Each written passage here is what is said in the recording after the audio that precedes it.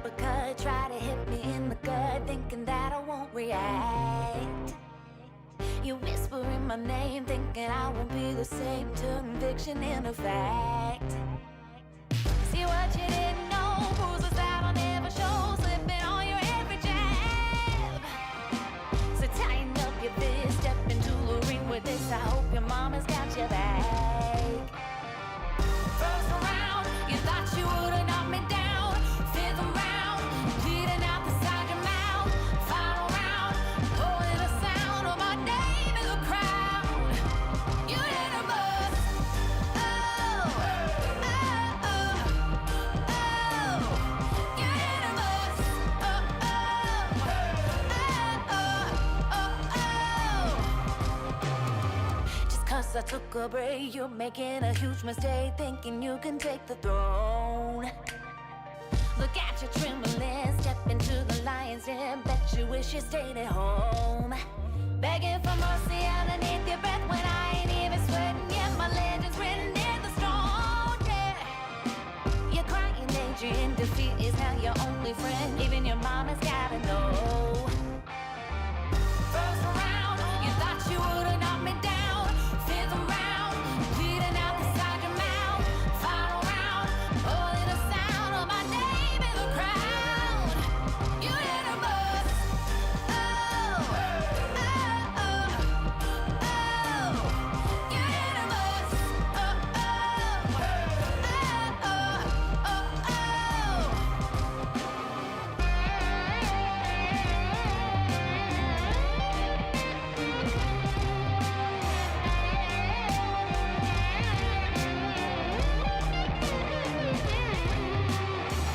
First round,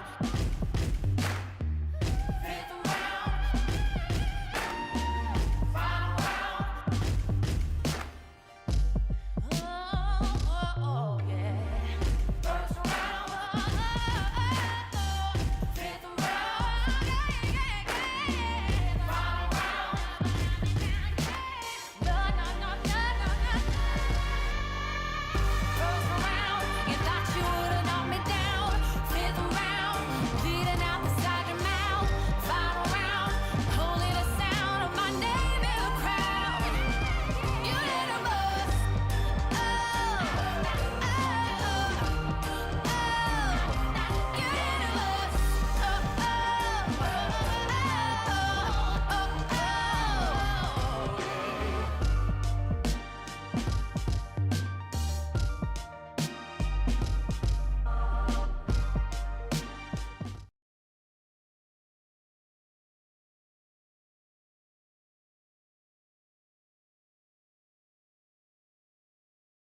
In a world where a host can't even operate his own microphone, a suit costs $400, and nobody knows what time it is, despite the clock that's literally built into the show, one man has the courage to stand up and say, it's in time, not on time. Photo of you in my mind, on the table under lights. There's no one here but you and I. This neon town is yours and mine. And I said, hey, Caruso.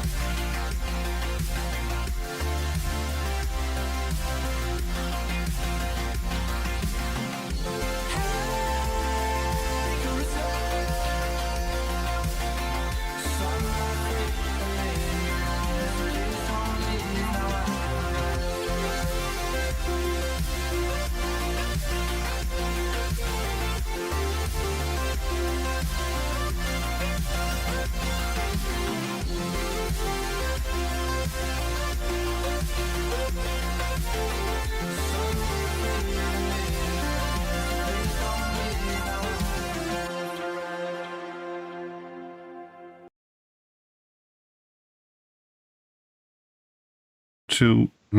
Let's see if we get this right. Hello, everyone, and welcome to After Dark. Hopefully, you got sound. I think you do. I think everything's going good on that, on the technical front. Thank you so much for joining us. It's been a rough couple of days for everybody, I think. Obviously, for some people more than others. But what we're going to do now is we're just going to do After Dark. That's our call-in show, our hangout show. Come and join us. If you have something you want to say, if you want to be heard, if you want to ask questions about what's going on. Obviously, the topic tonight is Ukraine. So, I don't think. I'm sure a few other things may come up, and I'm happy to discuss a few other things. But for obvious reasons, I think that's kind of going to be where we're going to be sticking, and it's kind of informal. We're just trying to chillax and unwind. I think everybody's a little stressed out. Those of us who have been covering it are stressed out. It's tough to see some of the things that we've been seeing. We got a Discord. Come on into the Discord and check out. To everybody's shock and amazement. So come into the Discord, check out what we've been talking about, check out how we process this. And, we don't just do news. It's during the times that we do news that I think we shine the most. And you see what In Time and the people who work and volunteer here are really capable of.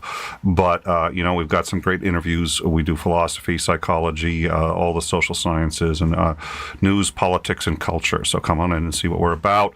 You'll find areas on the Discord to discuss all that stuff. But obviously right now, we are a news show, so we are kind of preoccupied. Now, there is a call-in number, so if you want to call in, you can call in. You can also just come in with any web browser and come right up. You'll be right in the lounge. And so let me make sure we got all that info up. For calling in, it's...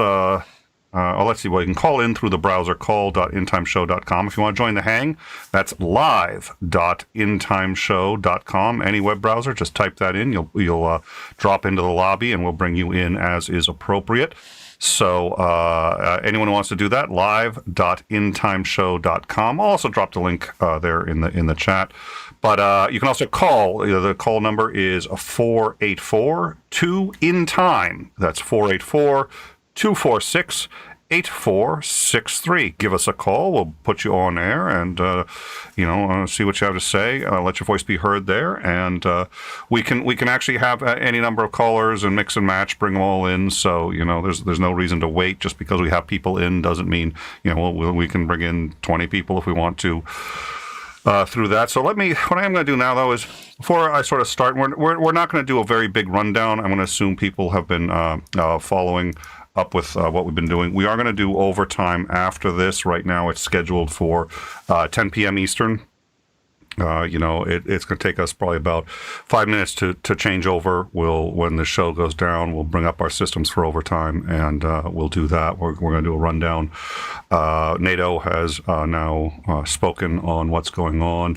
U.S. has spoken a bit more, but Canada, UK has all weighed in. A number of other countries are weighing in. Most are positive. A few, their opinions are not particularly productive. The United Nations Security Council made a resolution to condemn the invasion of the Ukraine. It was the vote was 11 in favor. There were 3 abstentions, China noticeably among them.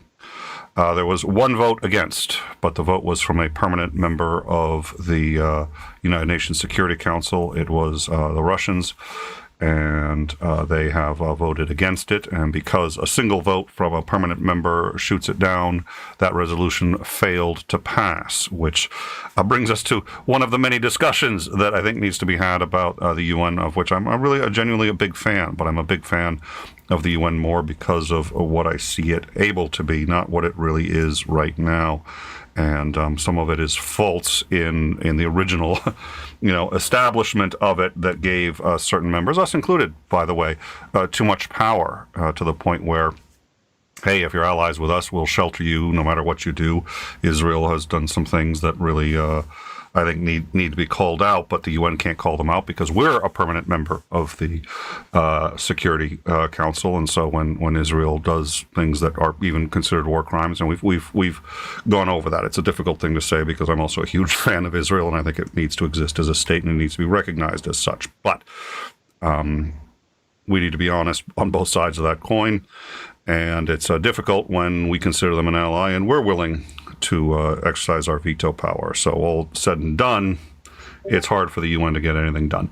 At any rate, as I said, call-in number is 848-2 in time. That's 246-8463, and I'm hoping you guys can join us. We're hoping to see Maute at some point soon, maybe President Sunday if he's interested. Would love to have him. There are plenty of people who are far more of a neophyte on this subject going in. I have some understanding, but I'm learning as I go too. So my hope is he'll join us. Hopefully Maute will join us. Zandring is going to be joining us, I hope, at some point too. So. Call in, have a chat, drop in, go to, and like I said, you know what, I'm going to drop the link to people who want to come in, and if you just follow this link on any web browser, and let me update that, drop that link on into any web browser, and you'll come into our lobby, and when we get a chance, we'll bring you in, and we can have a chat. So a lot of ways to get in here on this. I will say there's a couple of things that need to be said. Again, I'm saving a lot for the rundown. But as of this moment, the estimates are that only about a third of the Russian forces amassed at the border have actually engaged. That's a little more than I had thought. It's certainly more than just the expeditionary forces, I think. But it's certainly, a third is, yeah. So they certainly can bring in, unfortunately, a lot more if they want to. And the thinking is they're going to want to, of course. There is the president of Ukraine is saying that he's expecting a difficult night, obviously, tonight for Kiev. We have cameras up. Those are the live cameras on Kiev. One of them is down at the moment. They've been going down intermittently. I don't know how regular that is, but I don't suspect anything nefarious. Those of you who have been following this from the beginning remember, basically we decided to basically go everybody all hands on deck for live when all the cameras went down on the Crimean border. We're like, okay, yeah. So we'll, hey, okay, I did just see something. Speaking of, I got the camera out on my left, and I just saw it. You'll see there appears to be a flash of smoke that occurred on the bottom, a camera on the bottom right there. Okay, I saw something. It's raining, so every now and then there's a raindrop that flies right through. It's like, oh, they're all gonna die! Because there's just this one raindrop just goes wham! Right on the thing, so... But I caught that out of the corner of my eye. It just freaked me out. Okay, I think we're good. We're all good. Let's start over. Hi, my name is Nick. Welcome to the show. So, like I said, give us a call. Sorry we don't have a toll-free number, but if you're in the U.S., if you have local toll-free dialing, that number was in Montana, but I think it's been moved. So, it's up to you as to whether or not you have, if you can call local. But give us a call there, or just come in on any browser. You can also actually use that phone number without a browser. Well, let me rephrase that. If you don't have a phone, you have a browser, but you don't want to use video, we also have just call.intimeshow.com. Hit that, and you'll be right into the calling system. So hopefully people can come in. We'd love to hear what you guys want to say. And, we talked about whether or not we wanted to do this. Obviously, we're not covering news so much while we're doing this, but I think a lot of people wanted to discuss it. So I'm glad we have that opportunity tonight, 10 p.m. Overtime. We're going to do a rundown. We're going to cover the latest footage and the latest of what's going on. There's some positive movement, I think, in terms of both sanctions and military preparations outside of Ukraine. So we'll see how that goes. There's also positive motion in terms of, I think the head of the Moscow theater, I think it was, resigned over this and said that she would not work for a murderous dictator. That's a bold fucking thing to say in Russia.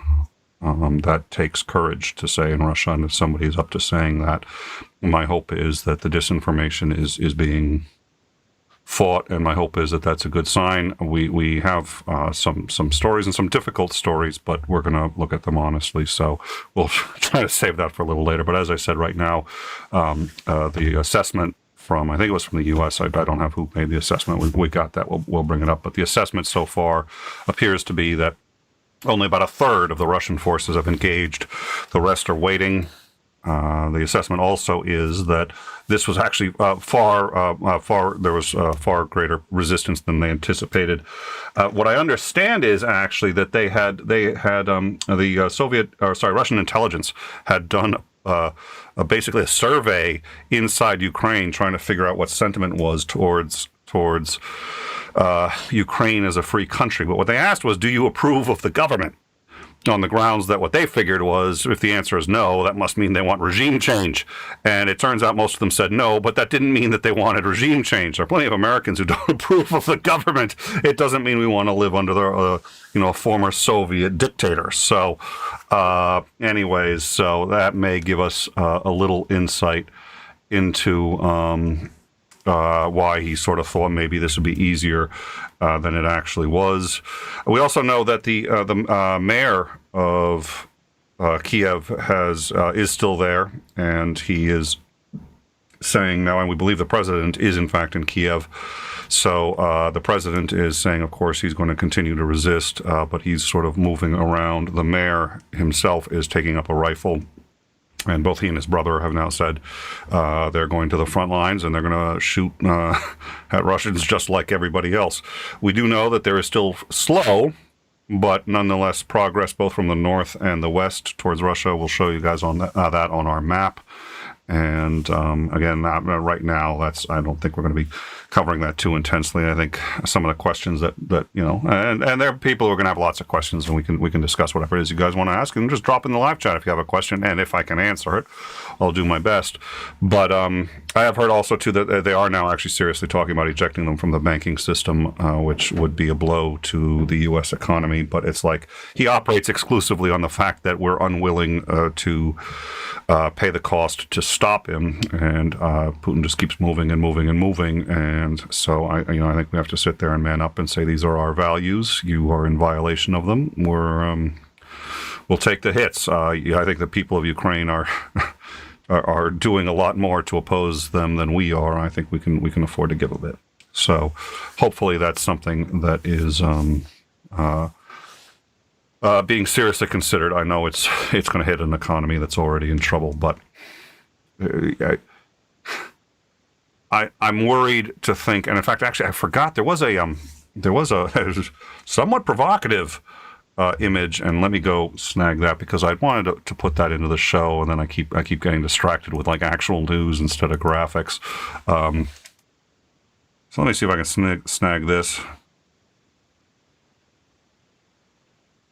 And I'll get that up in a second. And that was that's the graph. That's what I'm looking for. All right, let me see if I can. Yeah, that's a bold statement. Let me get this up here. I just want to snag that image. There it is. And I'll babysit that, shepherd that right into the system there, and then let's see if this will read it. It should. Like we've had this discussion before, different shows really have kind of different capabilities, and this one's not really designed for this kind of thing. And it looks like for some reason it's not accepting it, which is unfortunate because yeah. All right. So I'm gonna try a little bit more to get this image. I think this is worthwhile. I'm clearly not the first one to equate this to Germany's advance through Europe in the late 1930s. Obviously, everybody's worried about that, and I think at this point, the way you stop it is, unfortunately, we take the hits now as opposed to kicking the can down the road. That has demonstrated throughout history that's been proven to be really not productive. And there are people, especially dictators, who really genuinely count on our lack of will towards taking the hits ourselves now and just waiting, hoping that this will get resolved. We do know that it's been confirmed there is a rise in radiation levels as a result of the shelling of Chernobyl. The rise right now appears to be basically about the level that you'd expect from an X-ray, maybe actually even less than that. So it's not terrible. You're still not supposed to be exposed to that for any significant length of time, but nonetheless, It's but the biggest concern isn't how much radiation it is. It's why is Chernobyl being shelled, and I do think that they made an honest effort to prevent that, and for obvious reasons, I don't think that was selfless. This is the image that I was talking about.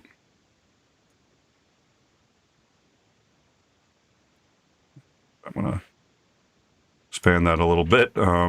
Yeah. That sounds about right to me. All right, let's move this over here for now since we don't have someone in the room just yet. All right, so as I said, if you want to call in and, just give us a call. You can listen to the show while you wait. And So give us a call. It's 484-246 8463. That's 484-2 in time. Give us a call and you can join in on the show, or just in your browser type in live.intimeshow.com. You'll be here. We can bring you in. We're still seeing if any of our regulars want to show up, and we have a lot of regulars to After Dark. We haven't done After Dark in a little while.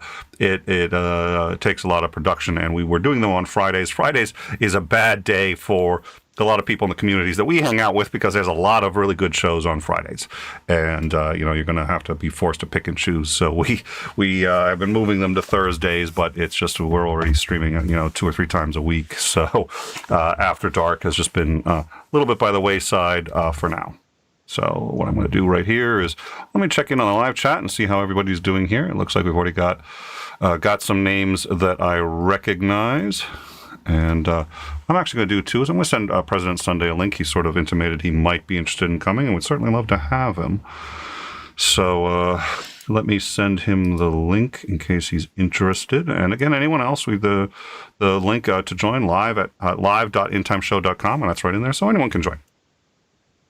And I have a feeling you're going to keep hearing those dings basically throughout the show here. So. All right, so perfect. All right, well, we'll thank you for that. So, yeah, Ukraine really is, well, so here's a couple of things. The general consensus is Ukraine cannot, under any set of circumstances, withstand this for any duration of time. But then again, that was true in Vietnam. But there's more resistance in Russia from Putin's own people than anyone had anticipated. There was a misinformation blitz sent out to try to convince them that really what he was doing was for humanitarian aid. Now, he's gone on television and said we're doing humanitarian aid in the Donbass, And you have to remember, he has a pretty good control. Now, he doesn't control it directly. He doesn't sit there and say this is approved, this is not. And in fact, while they do have censors, that's not really, they don't actually have to spend a great deal of time doing that. And the reason is because he kills anyone who violates the unspoken censor laws. They're not written down. Technically, they have a pretty free press, but they all know he'll kill anyone who says anything negative of him. So it's one of those things. They go out of their way to say the most justifiable, or the most whatever is most positive that can be justified. So, for example, his poll numbers are plummeting. But, if there's an interpretation of those poll numbers, usually he's at about 20 points higher than whatever the poll numbers say. Now, he's, as I recall, hovering in the mid-60s to upper 70s. That's, for him, extremely low, and you need to shave 20 points off that before you understand where he really is. So, we discussed that a bit earlier with Commander McMillan, and how that may have influenced this and some sort of, what have you done for me lately? Also that from the oligarchs. But it also means now that they are getting information, ostensibly, that's much more accurate than what he's telling them. So news organizations can hear him say, we're going in for humanitarian reasons, and then just play those clips, and they don't have to confirm or deny. They just say, well, this is what the president's saying, and then ignore any evidence to the contrary, because you don't want to be caught publishing that if you can help it in Russia. They are taking down Facebook They don't want people discussing this if they can possibly help it, but it looks like people are discussing this, and there are protests. They're reasonably small protests, and the police have been ready, and they're clamping down on it. But the fact that there's the fact that somebody can publicly say, I'm quitting because Putin's a murderer, I'll tell you that the odds are probably against her surviving that statement. But she said it. So, we'll see. It's always amazing to try to face this kind of evil and where he is and what he's doing. I mean, this is a guy, just to give you an idea, it's, I think it was one of the Super Bowl, I forget who it was, but it was one of the winners of the Super Bowl, let him see the Super Bowl ring because he wanted to see it. He took a look at it, liked it, and pocketed it. Like, well, can I have my ring back, please? What ring? Fucking head of state. He's a horrific human being.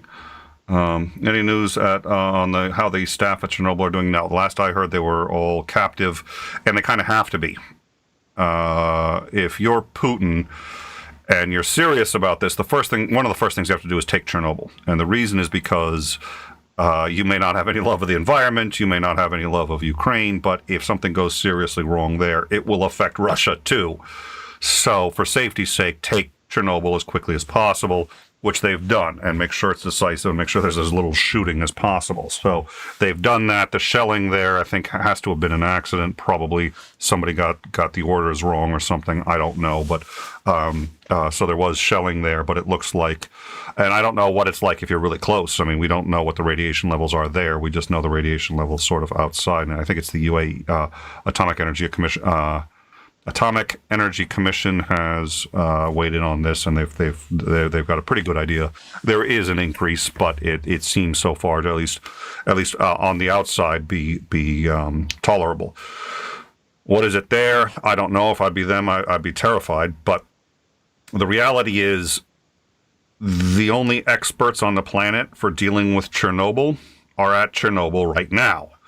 There are people who could probably figure out how to do it. There are experts on how to maintain nuclear cleanup sites, but the people who've been doing it are there right now, so he can't let them go. He needs them. So they're going to be forced to work because if he lets them go, he's got nobody who can do it the way they can, if he's got anyone who can do it at all. So they're going to be stuck there, I think. That's the bad news. The good news is he needs them alive. But the bad news is they're working at a site that is in the middle of a war zone. I would not want to be at a failed nuclear power plant in the middle of this, what is the largest invasion since World War II to hit Europe. So, yeah. Yeah, that's a good point, Titan. Thank you for cheering everybody up with that one, which is, yeah, it could be used as a dirty bomb. I don't know that Putin is interested in doing that. He's an evil son of a bitch, but he's not, that I can tell, a throw your toys on the floor and break them all, or break everybody's toys, a kind of guy. He's vindictive, I've got no doubt of that, but he's not a, well, if I'm going to go, you're all going to go with me kind of guy. But we'll see. Certainly, third parties could intervene and attempt to cause trouble there. So it's going to be up to Russia to figure out. Your guess is as good as mine.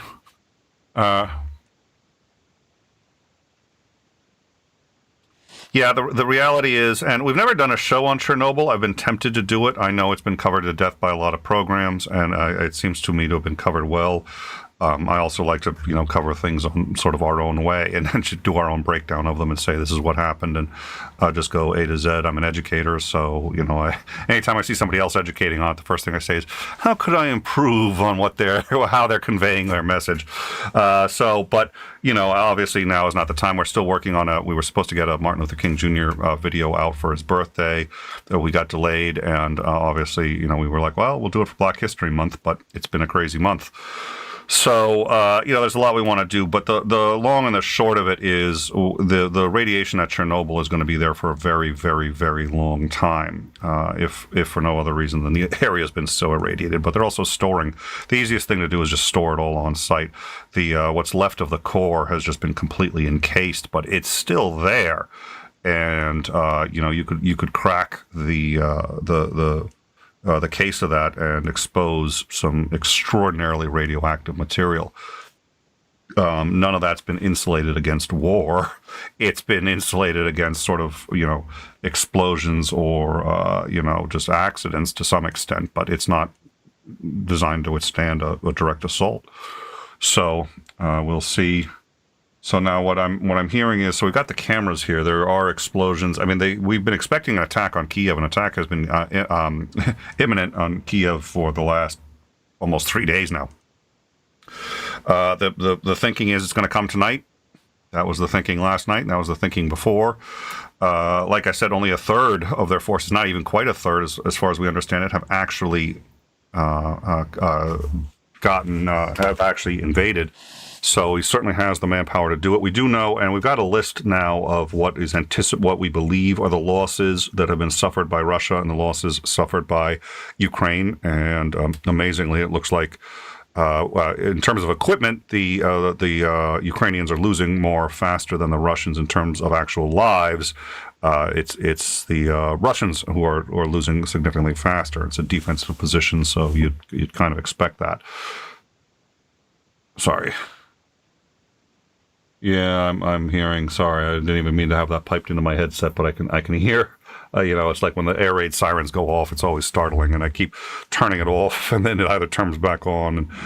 And there's reports that Kiev is being bombed. We do have, and they've been under artillery. I forget what the description was by the United Nations, but they gave a pretty vivid description of what it is. I mean, we're going to stay in overtime. And we're going to stay in after dark for a while. I think there are people who want to come in. It's just a little earlier than we normally do it. So there's a few people who've indicated they want to come in. So I'd like to stay open to let them do it. But if something really serious breaks, we may end up having to go to it. I don't think we're quite there yet, but it looks like we have more video footage. So there was a shoot down of a Russian plane, and it crashed into an apartment complex and caught on fire. There was at least one more shoot down in the area, and it's sort of like you're fighting over your own city. So every time you shoot one of these things down, and they've got the magnesium flares, which are designed to be so hot as to mimic an aircraft engine and try to get heat-seeking missiles off the aircraft. Well, those things are landing in residential areas. So concrete sarcophagus. That was it. Thank you. Yeah, that's a pleasant term. Speaking of, and we've got pictures of that too, which is they've got incinerators. They've got incinerators following the Russian troops.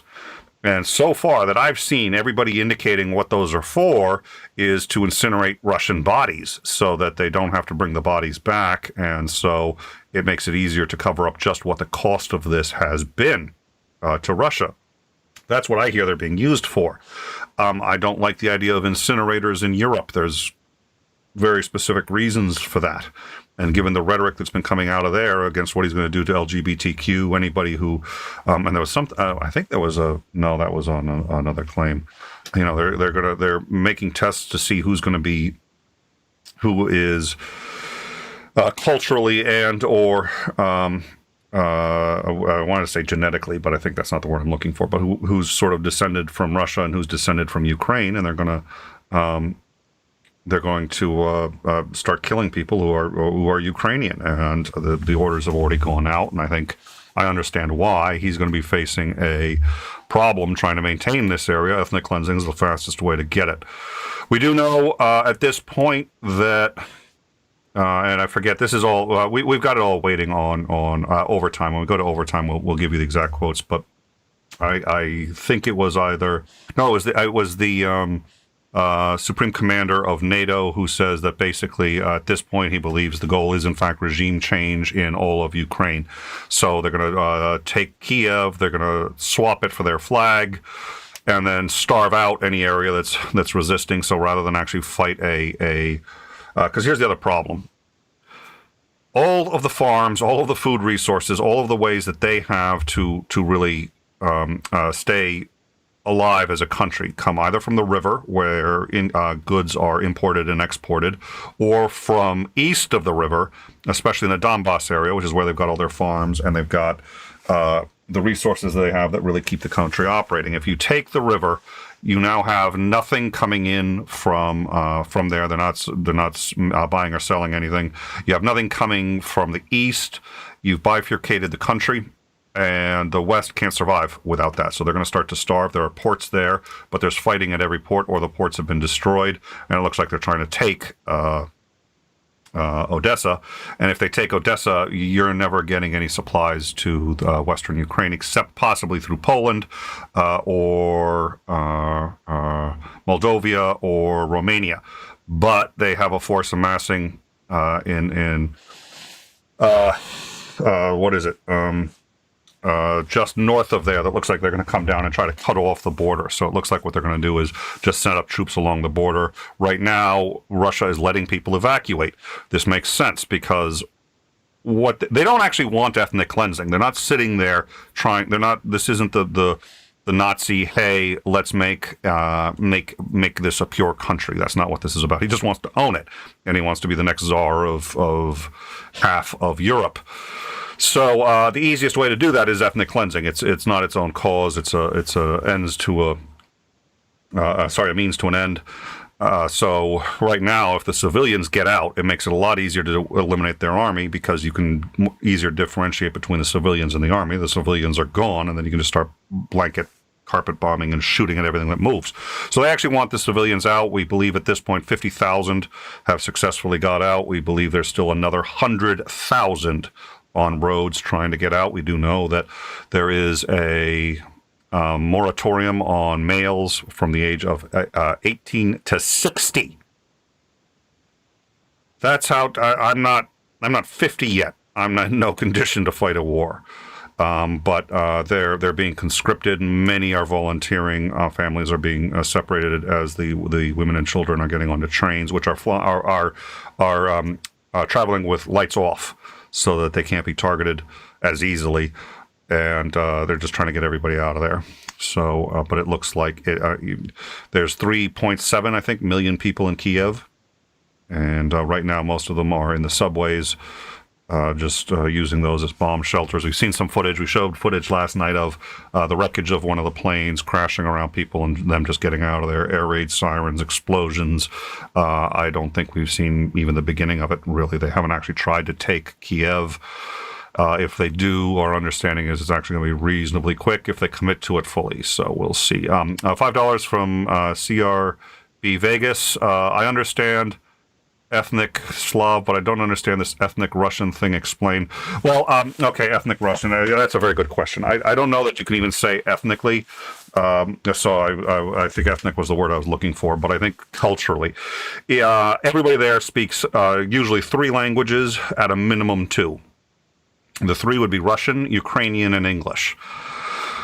Well, you can tell where you are by what's the primary language. If the primary is Russian, you're in Russia. If the primary language is Ukraine, you're in Ukraine.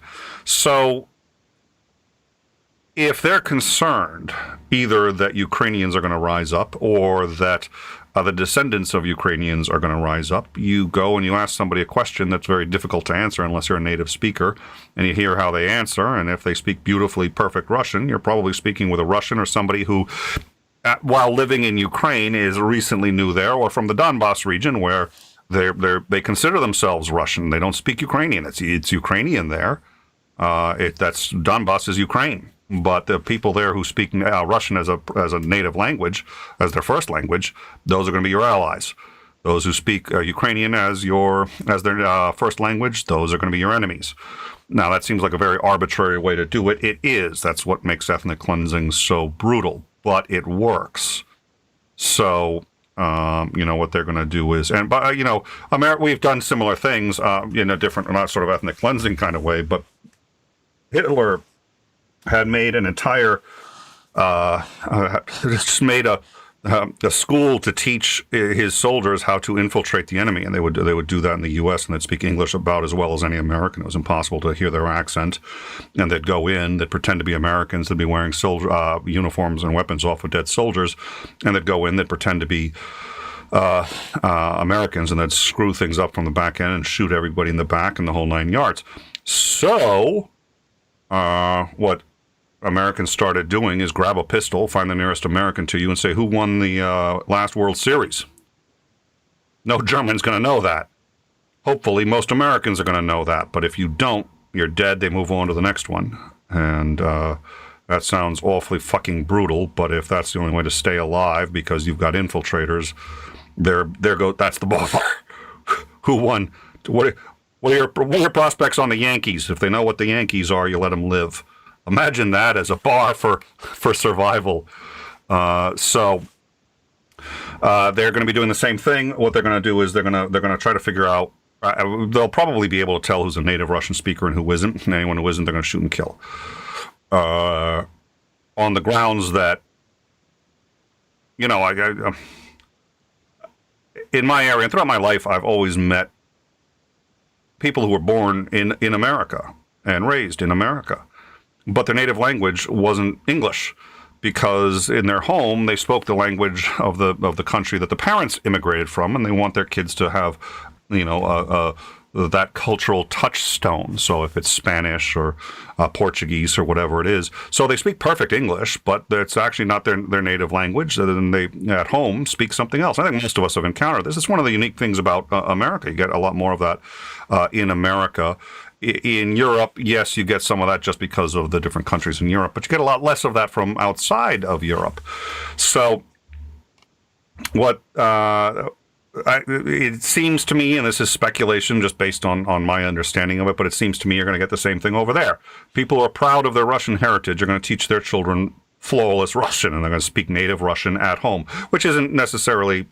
That's never been a controversial thing, although a lot of Ukrainians don't like Russians. Oh, you know, okay, fine, they do that. So if you find someone who speaks Russian as a native language, chances are they're your ally. If they speak Ukrainian, don't bother figuring it out. If they, you know, what is it? Shoot them all and let God sort it out. So now they haven't made that official. What they have made official is that they're going to be shooting anyone that they think culturally would be allied with Ukraine. And what I'm doing now is giving an example of how one could do that.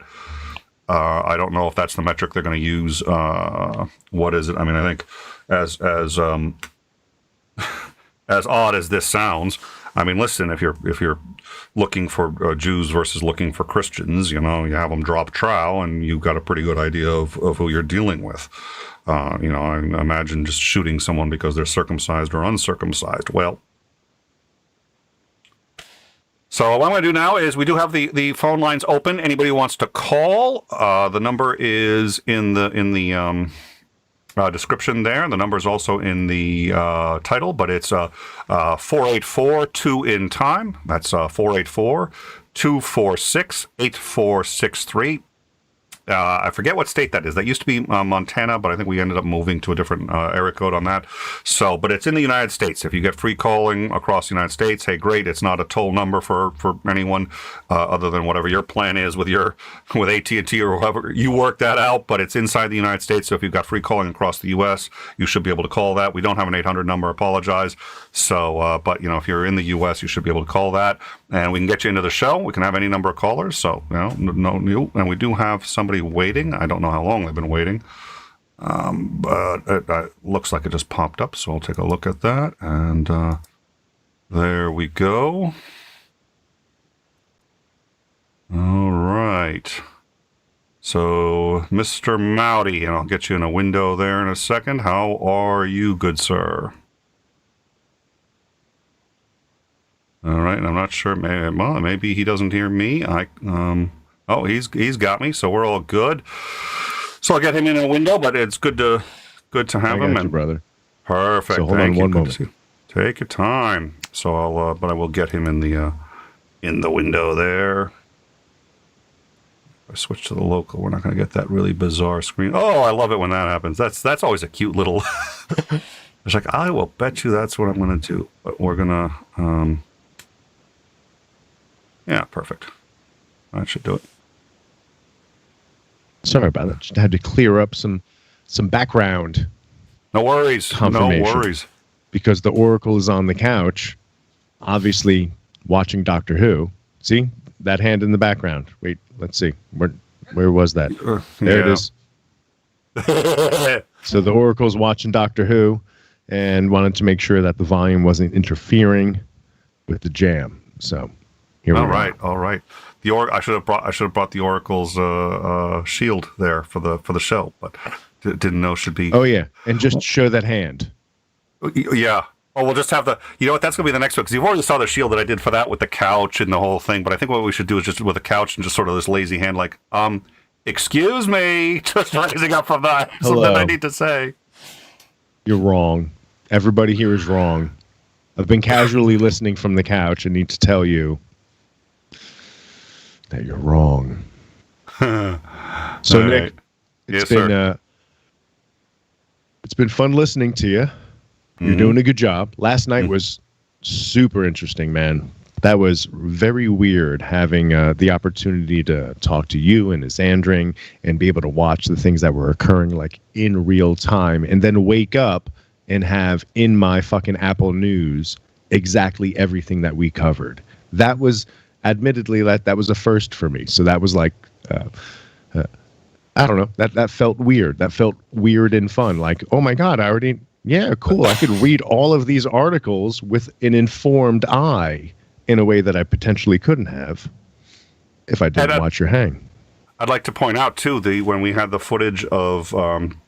that's a fair question, so I do want to get into that because I think that's worthwhile because we have to discuss that all the time anyway. But we had footage of the plane breaking up over Kiev and landing on the thing, and we had carried that. Now that's at the top at CNN. They're carrying that exact same footage, so it. Oh yeah, all the footage that I was watching on CNN this morning was like, oh, I saw that. Oh, that's what Nick was playing last night.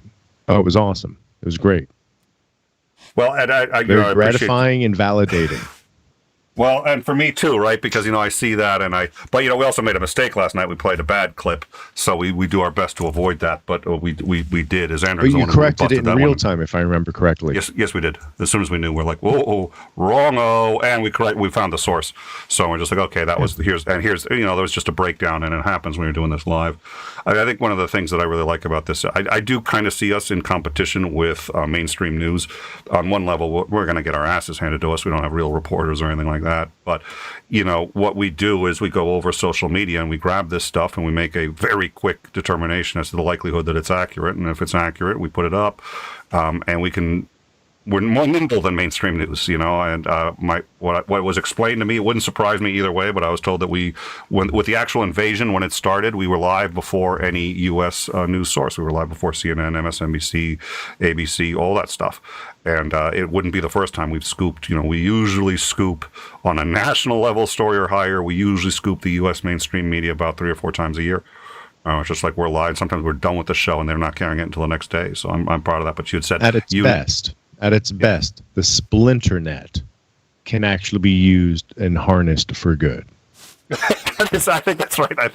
I hate to be that cynical, but I want to make one correction. I so appreciate you saying you, Nick, and I am ostensibly the captain of the ship, so I appreciate the credit. But on the flip side, holy smoke, without the people that you see on our Discord just dropping that stuff, because I can't go through social media like that. Oh, that was fantastic.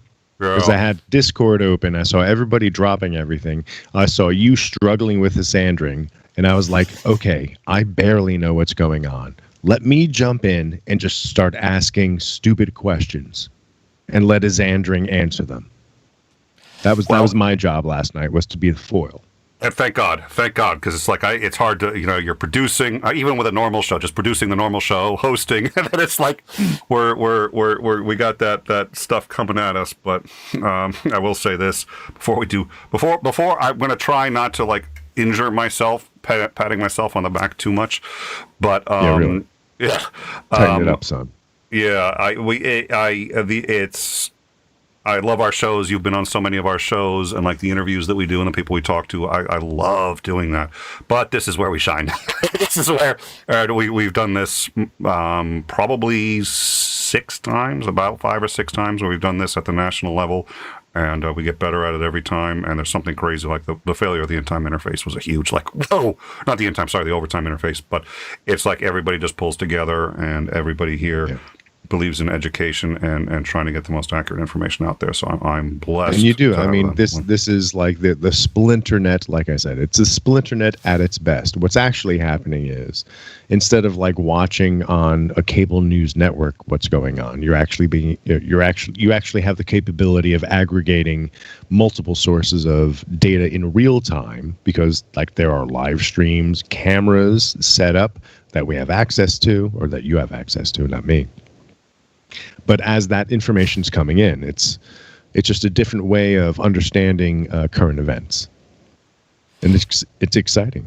Like this, there's no other way to put it. Right? It's exciting, but then to realize that you get to help shape the message, you know, and you get to help shape how people are going to see it. It's a responsibility, because you're like, okay, if you fuck up and people take it seriously, it turns out like, you know, I was wrong. I'm sorry, I was wrong when I said that the president of Russia was taking out sheep from culling sheep and then just putting them into his bedroom. And, you know, this was a false report. I know that we had reported that Putin said safe sex was tagging all the sheep that kicked. It turned out he never actually said that. We hadn't gotten confirmation on that. Those are some fucking drive-by insults right there. But yeah, we you know, so yeah, there's a responsibility there too. Find the sheep in the high grass. Very satisfying. Whoa. So, but it is exciting, and I really enjoy doing it. I mean, it's like I always say we're not a drama channel, right? Because we don't go after other YouTubers and all that other stuff. On the flip side, we're kind of the ultimate drama channel, because we're not sitting there going, well, and then they said that I did this, but here are the receipts that I did. No, it's like, and then this person shot this person, and this person blew himself up to take down a bridge in Kiev. But I do want to say one other real quick thing, which is we have a patron, and we have a lot of patrons who've been supporting us. Some of them almost from the beginning, and I try not to shout them out too much, because I want to try to make this about the content, and hopefully most of them understand that it's going to be about the content, and we don't shout them out too often. But I do have to do that, because without that we'd be struggling more than we already are. So. But yeah, no, I appreciate that, and I appreciate there's been a number of people who've been really supportive of this, and this is where we shine, and this is a huge part of what In Time was built to do, and it's always a pleasure when we get to do it and do it right, and it's a privilege too. So I'm thankful, and I'm very glad you came. So, and I'm not somebody to pander to like audiences or anything, but you do have like the smartest people watching. I know, yeah. I have the smartest audience with the bigliest words. Bigliest words. I mean, I'm just reading the chats, and in real time, I'm just making an observation, Nick. Well, and you're obviously clearly reading from the script. Obviously, the people who are watching this, who are bold enough and smart enough to comment on the topics and keep up with what we're saying. I mean, they are some top caliber, high-brained people. And you read that beautifully. I appreciate it. The $50 is in the mail. Oh dear Lord! All right, so we feeling shame right now. Oh, don't. But yeah, that's just that. Everybody feels that first few minutes shame. Was streaming with me, so that's. Don't worry, you'll get over it. Oh dear Lord! I don't like the fact that I can't highlight things that are said in the side chat, because Titan has some. You can. Give me a sec. Yes, you can. Give me a sec. So yeah, let me get that up for you. And then what we can do is, because you can do that remotely. We've had people, there's just a website. You don't even have to log in. It's just a website that goes straight to my interface, and you're just going to see the chats, and you highlight this one, and poof, it'll be up. So I'll drop the link to that to you, and you just do it on the web if you want. Oh, you're muted. Don't think that was me, but who knows? That is you. I'm not muted. Okay. I didn't hear you speak for a second there, but all right. So let me. It's because I don't talk all the time like you, Nick. Yeah, well, you see, that's the thing. I don't want the noise gate to close, so I just keep talking. It's really the professional thing to do, in my opinion. Oh, it's something. Did I say earlier that I was glad you were on here? Because I got to tell you, that doesn't sound like me, and I am starting to at least shit. a little bit reconsider. Glad that I'm here, and you know it. Stop saying otherwise. That's what the Fifth Amendment. That's what the Fifth Amendment's for. Don't make me give back that $50. Oh dear Lord. Okay, so I don't know. So I would. Where are? I don't know. Where are you on all this? I mean, what do you think about Putin going on? Do you think this is really going to affect your life very much, or affect the lives of other people? Are you worried about it? Are you not worried about it? I mean, well, it sucks that gas is going to be more expensive. I mean, you can predict that, right? Yep. So that's gonna have an impact, not necessarily on me, but on Shanna. Shanna drives to work. I take Amtrak to and from Philly. So Amtrak might increase rates depending on how long the increase in fuel costs maintains, but that's supposed to be the most immediate way that's going to hit our pockets as citizens of America. Right, and that's what you're talking about, right? You're just talking about the most current events, how everything's like we're going to put sanctions, and Putin is going to be a dick about things, and of course that's going to hit the global economy. And of course, even though China is their backup plan, the more that they affect the global economy, the more that affects China. So it is like this very complicated, non-linear landscape. All right, I sent you a link. Why don't you try clicking on that link, and where it says, "Do you wish to install this program that will take control of your computer?" Say yes. That's a false positive from your adware. I'm not sneaking into your computer. I'm not trying to. And if that works, what you should see is just a list of everything, and you can just click on any of those and hit either add to queue, in which case it'll just get queued up, and every 20 seconds we'll put a new one up, or just send and force it up right away. Excellent. So let me play with this for a second. All right, take your time. So I like it. So no name I've seen. So when did No Name get into the Discord? Because I've recently seen him. And I've also seen them on the side chats, and I like I like his sardonic sense of humor. we had. I think this is the same No Name. It's a different image, but we had a No Name a while back. But actually, there could be so many no names. Who knows? But so far, anyone who's called No Name does have a tendency to it's the same kind of style as a No Name that was around a while back, so I don't know if it's the same one back, but in fact now, because I sent you that, I got out of the live chat, so I'm going to try to get back into my live chat here, and I just tried to do a banner. I just tried one. I put it in the queue. So where am I supposed to see it? There it is. There it is. Fuck yes. If it's in the queue, they'll just keep coming up, or if you want one that you want to go up right now, you just hit send. Otherwise, they'll queue, and every 20 seconds, a new one will come up. Excellent. Thank you. Queue as many as you like. Not a problem. Oh, do that. Oh Jesus! I deliberately had it so the Titans didn't show up here, and that was for a very specific reason. It was, if I'm going to have other people have control of this, letting Titans show up in queue is just probably a big no-no. But that's it. There's been a revolution on In Time. I'm losing control of the show, man. So anyone who wants to call? Right. Everyone wants to call. Give us a call. We can actually handle any number of calls at the same time. We can bring one person in. We can bring in 5 or 6. 484-2-IN-TIME. Give us a call. That's in the U.S. If you got free calling to the U.S., you're fine. If you pay by state, I forget what state that is, but give us a call if you want to. You can come into the hang, just live.intimeshow.com. Type that into any browser. You can come in on your phone. You can come in on your computer. If you don't have a camera, that's not a problem. If you do have a camera and want to turn it on, that's fine. And in fact, if you just want to use your phone, but you have a web interface for that, you can also do call it In Time Show. You can actually also, if you want to, MMS us at that number. And if there's a comment that you want us to read, just send an MMS to that number. That'll come up on my display here. I can read that. And we do have improving Nick's hacking attempts. Yeah, that's going to be So, and oh my God, this time it got the name right. I managed to know right away who I was talking to and who we have in. So we now have Sinister Porpoise joining us on the phone line. How are you, Porpoise? All right, Sinister. Hello. I am well. Yeah, you don't tell people what you're doing when you're trying to hack them. You just assure him that as an IT expert, that nothing will happen with this program if you download it and install it. You know, that may be the mistake I've been making. People seem awfully suspicious. That sounds like a weird, like, hack mafia thing. Like, you never say that you're in the mafia. Like, people who brag about being in the mafia aren't in the mafia. It's just social engineering.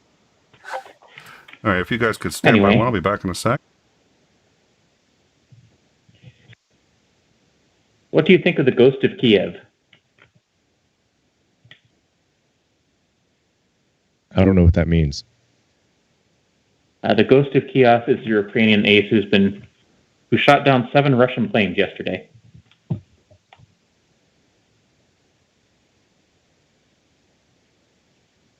I have no comment. Only because I'm completely naive about all this. I'm expecting Nick to pick up the ball on actual current events. You're muted, Nick. I think he's talking on the phone right now. Yeah, I can't really talk about the uninteresting calculus problems I'm doing. Partly because I don't understand them. But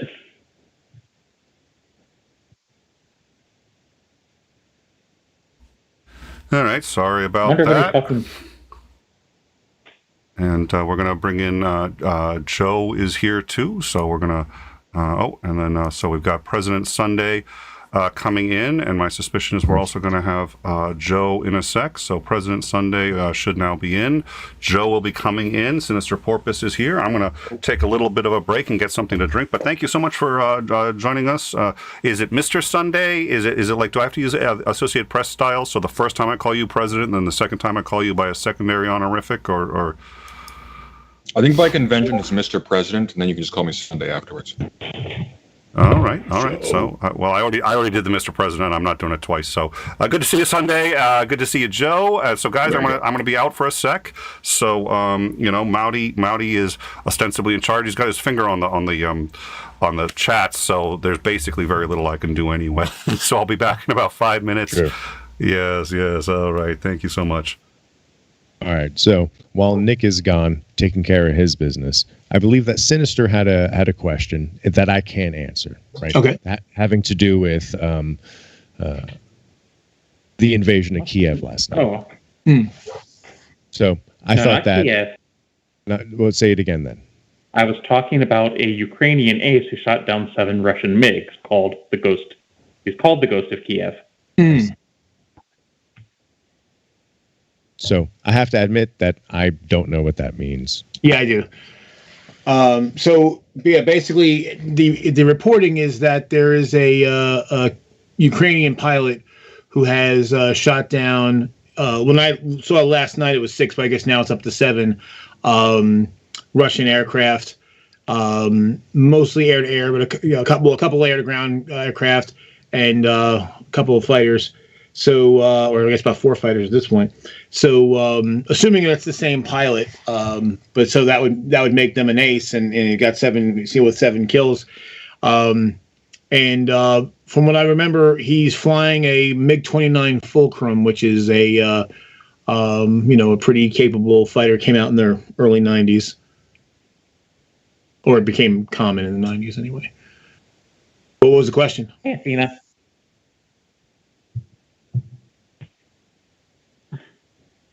Sinister? Just asking what people thought about it. Oh well, I think if it's true, I mean it's hard to confirm. I mean, in the middle of a war, I think only a couple of the kills have been substantiated. But if it's true, yay! I'm definitely on the side of the Ukrainians, unabashedly on this particular fight.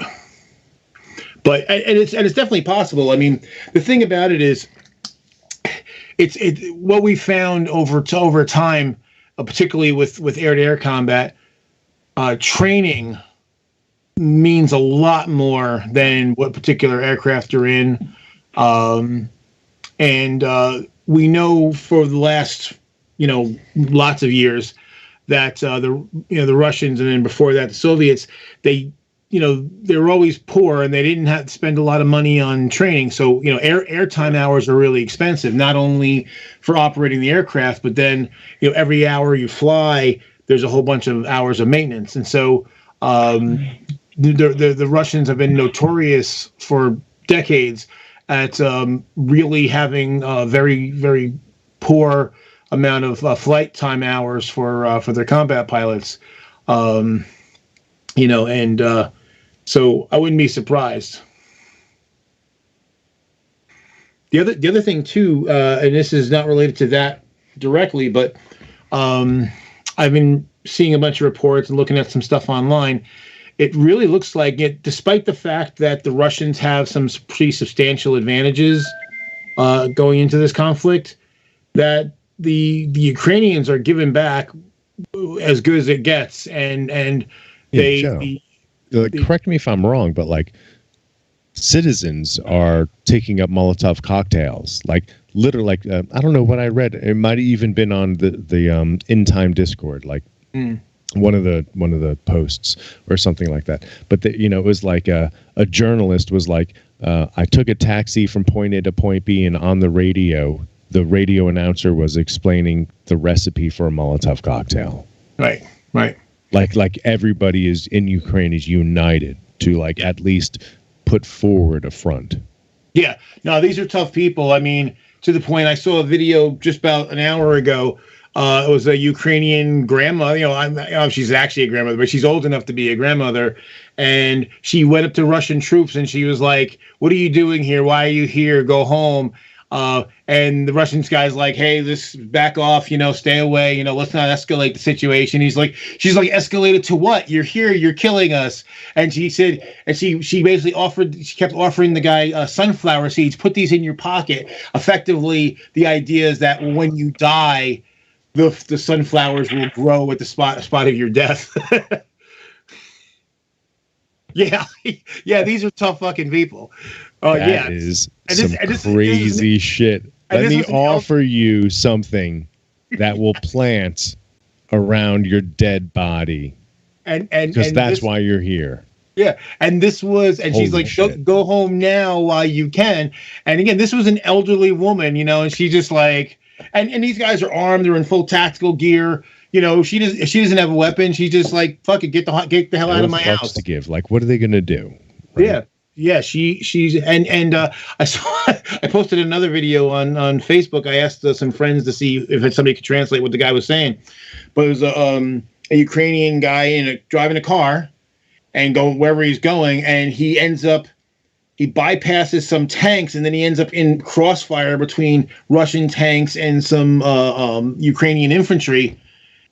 And he gets out of the way, he pulls off and everything, and he's yelling, and he's not afraid. You can hear in his way, he's not afraid. He's annoyed. He's not even angry. He's just annoyed. Like I got shit to do. Fuck your mother. He's literally just like, fuck your face. Like, get the hell out of here. Like what? This guy again, no fucks to give. And did you hear about the there's a Snake Island. There's an island in the Black Sea, I guess it is. And there were 13 Ukrainians guarding like a weather station or whatever hell it was on there. And there's a Russian warship that's basically saying, hey, surrender now. Otherwise we're going to attack you. We don't want to do that. So why don't you just give up now and make it easy on yourself? And the which is so audacious. Those maneuvers are just so fucking audacious. Takes such anyway. It's such a mafia move. So then the Ukrainian guy was like, a Russian warship, go fuck yourself. And then the Russians did and ended up killing him. So these guys knew he's gonna die. He's like, go fuck yourself, man.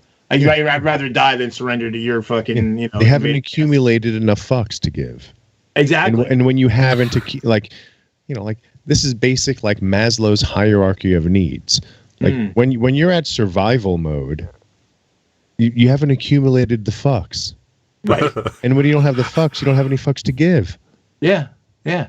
And so it's really amazing. And I forget where I was reading it, but there were some guys, and these are like ex-military guys, and they're evaluating the situation, and they're like, if the reporting is even close to the truth, the Russians are incompetent. And the thing, because here's the thing. If you look at strict numbers of what's on the ground, the Russians are coming in with 200,000. Now, I spent some time about a week and a half ago looking at what the Ukrainian ground forces were. If you add up their army, their equivalent of the Marines, and then they've got some other naval infantry, and they got a few other things. I added it all up, and it's in the 180 to 200 range, so it's about even. But the thing is that the other Ukrainian stuff, it's kind of a mixed bag. Some of it's older, whereas obviously the Russians are putting their best stuff forward. Here's the thing, though, is that this force that the Russians have put here represents 70% of their ground forces. So unless they actually have an activation and call up reservists, they got nothing left. I mean, because they can't empty the country of military and send it all to Ukraine.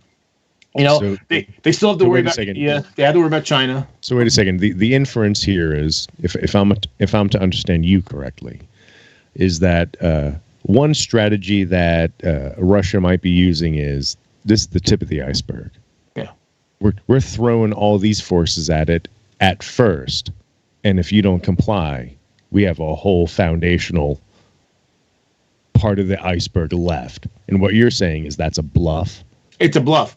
I mean, basically, the main advantage that the Russians have here is air power. Before the conflict started, the Ukrainians had a total of like 274 combat aircraft, and I figured out basically if the Russians commit like 70% of their force, they can have about 10 times. They can have about 7 or 8 times that. So, and as we know, in the Gulf War and the Iraq War, if you control the skies, it gives you a massive advantage over your adversary. Like in the Gulf War, we actually were outnumbered, but the Iraqi troops were poorly trained, poorly led, had most of them had obsolete equipment. They were poorly supplied, and we had air supremacy. So we basically kept them out of supply, kept them out of communications, and basically pummeled them into submission until they finally were thrilled to be able to surrender.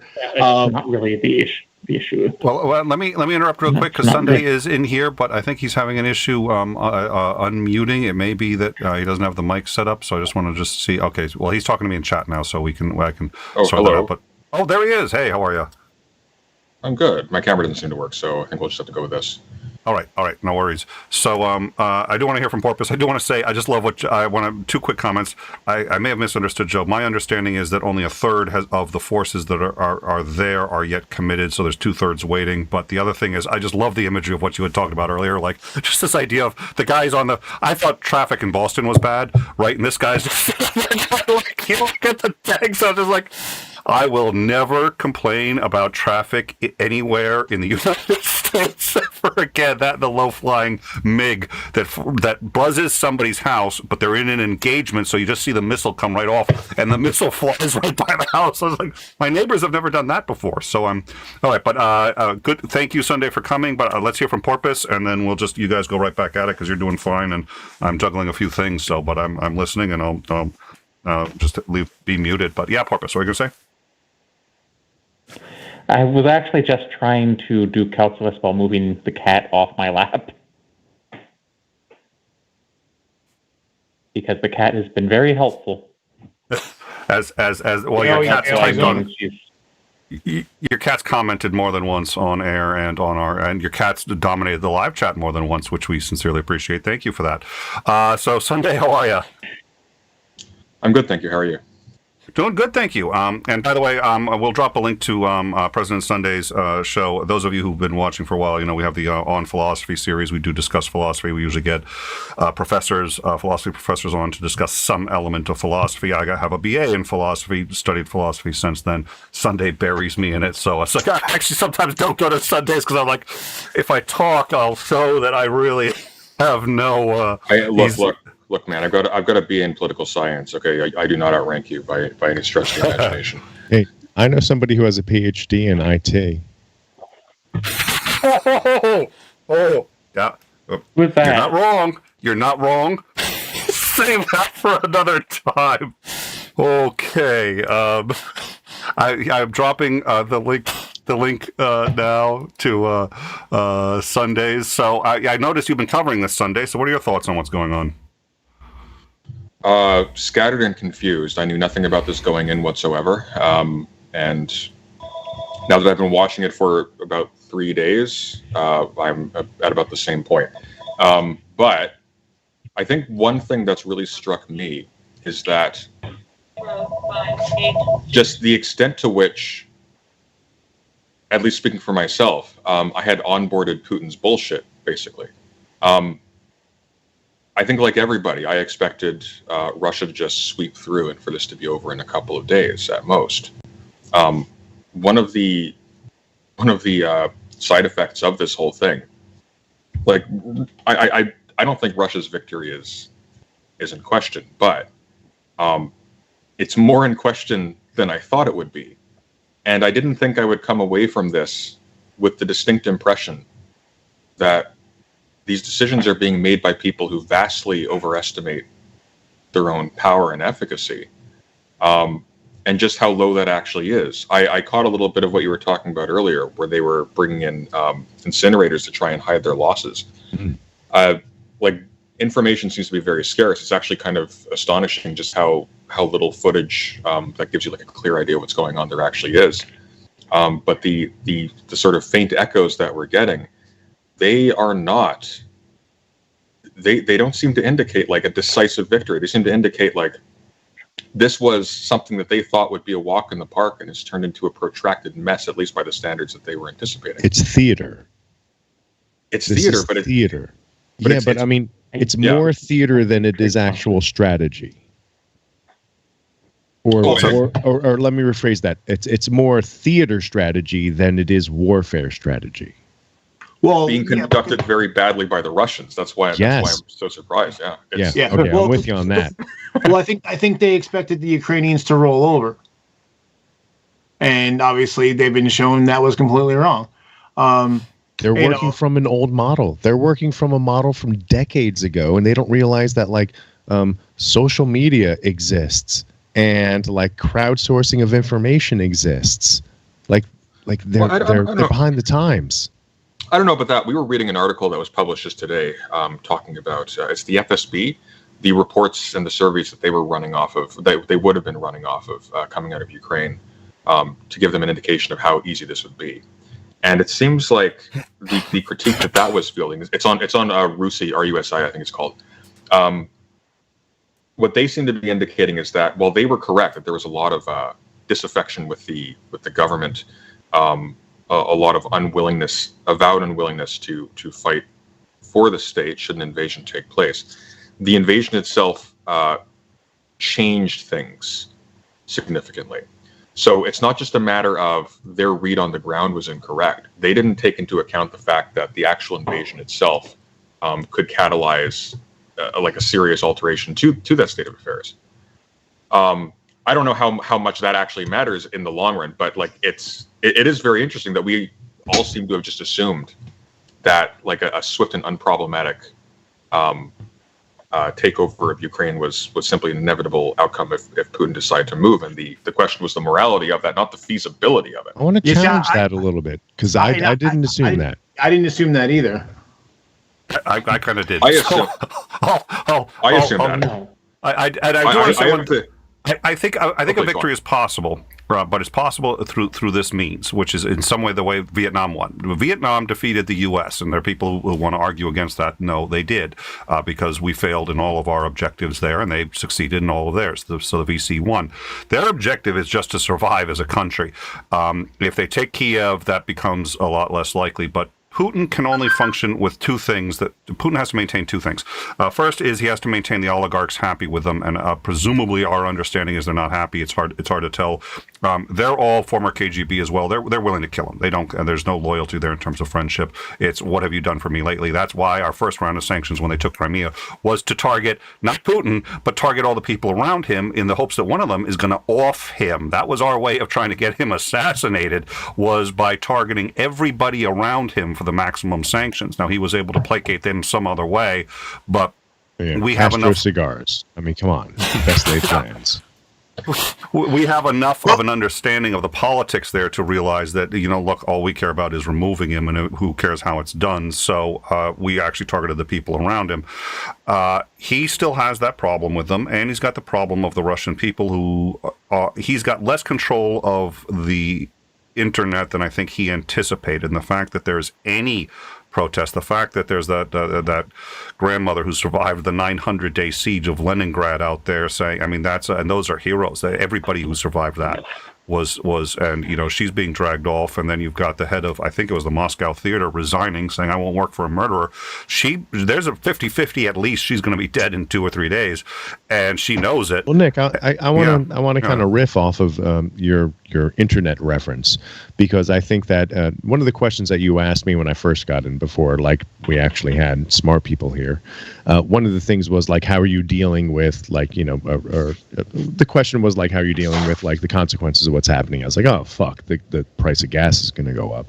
But on that list of things that are going to affect citizens is the propensity for more potential cyber attacks. So since you brought up the internet, I thought I'd bring that up, right? Because Russia being apparently a hot spot for people who hack and disrupt things on the internet, that is also one of the potential harms of what's going to happen right now in an attempt to cause chaos. So am I off base on this? Because I didn't invent this. I'm reiterating things that I read. So, like, has anyone else read this? Is this also a concern of everybody, considering we're talking about Putin's lack of savvy with the internet and crowdsourcing, simultaneously being the head of a nation where hacking is ubiquitous? Yeah, I mean, I've seen the same thing, as far as maybe here. Well, yeah, Porpoise is an expert. I'd like to hear from. I mean, I have my own, and I'm quasi-educated. Porpoise is an expert. So let's do Porpoise, then Joe. One and I at want a to go back time. to Sunday because I was answering one of Sunday's questions. I want to see if he's satisfied with the answer. So Porpoise, Joe, Sunday, please. Well, Joe is also in a related field, so That's you true. may That's have true. something valid here too.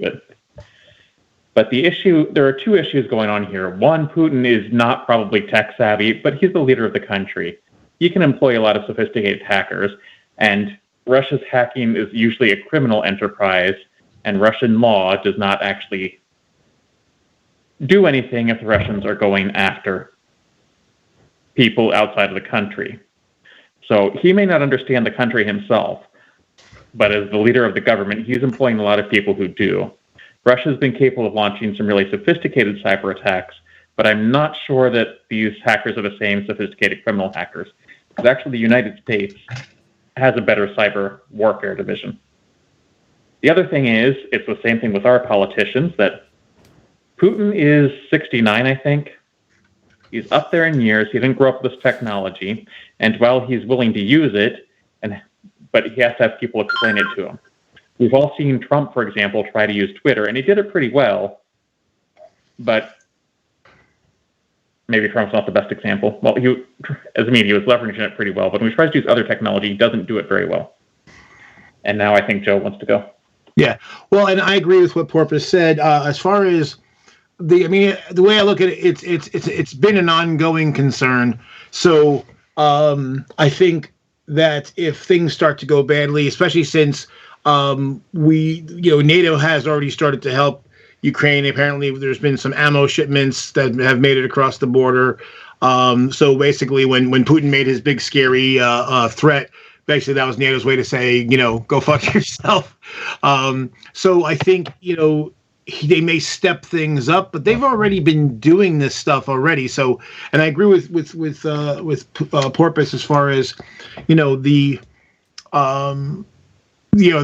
military, as far as hacks from the Russian military. I don't think they're as sophisticated as their criminals are. So it's not really new. Again, that's what I'm saying. It's not really new. Again, that's another example of like fucking Russia being held together, MacGyver.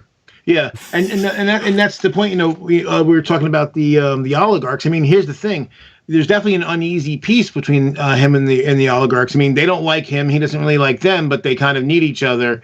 But you know, the Russian stock market lost like 50% of its value in the first 24 hours. And that means they lost a lot of money. And now we're basically putting the squeeze on all their money outside of the country. And this is really bad for them because basically they don't keep their money in rubles. They convert it to dollars or pounds or whatever. So if that money is going to get frozen, now those oligarchs are in bad shape, because then that means if they can't get money in or out, they're in a world of hurt. And they're going to expect a quick resolution to this. They were probably promised that, and if they don't get it, then there is a I wouldn't put it past them to do something to try to take him out. I mean, the thing about I guess what I would say about as far as the victory on the ground for the Russians, I never felt that the Ukrainians could defeat on them in terms of total military, in a military sense, but taking over the country or occupying the country is not the same as holding it. And and so basically the strategy going in, and this has been reported for months, was for the Ukrainians to put up a bit of a fight, make it painful for the Russians, and then kind of melt away, avoid contact with their air power, and then wage an asymmetrical battle against their forces and basically bleed them dry. So the fact that the Russians are already having a more stiff of a fight than anybody really expected, that doesn't bode well for them as far as holding the country. And as far as taking the capital, I'm going to disagree with you, Nick, that taking a capital doesn't mean what a lot of people think it does. I mean, the government's just going to relocate somewhere else. I agree. Yeah. Yeah, it's a symbolic thing. They got the river.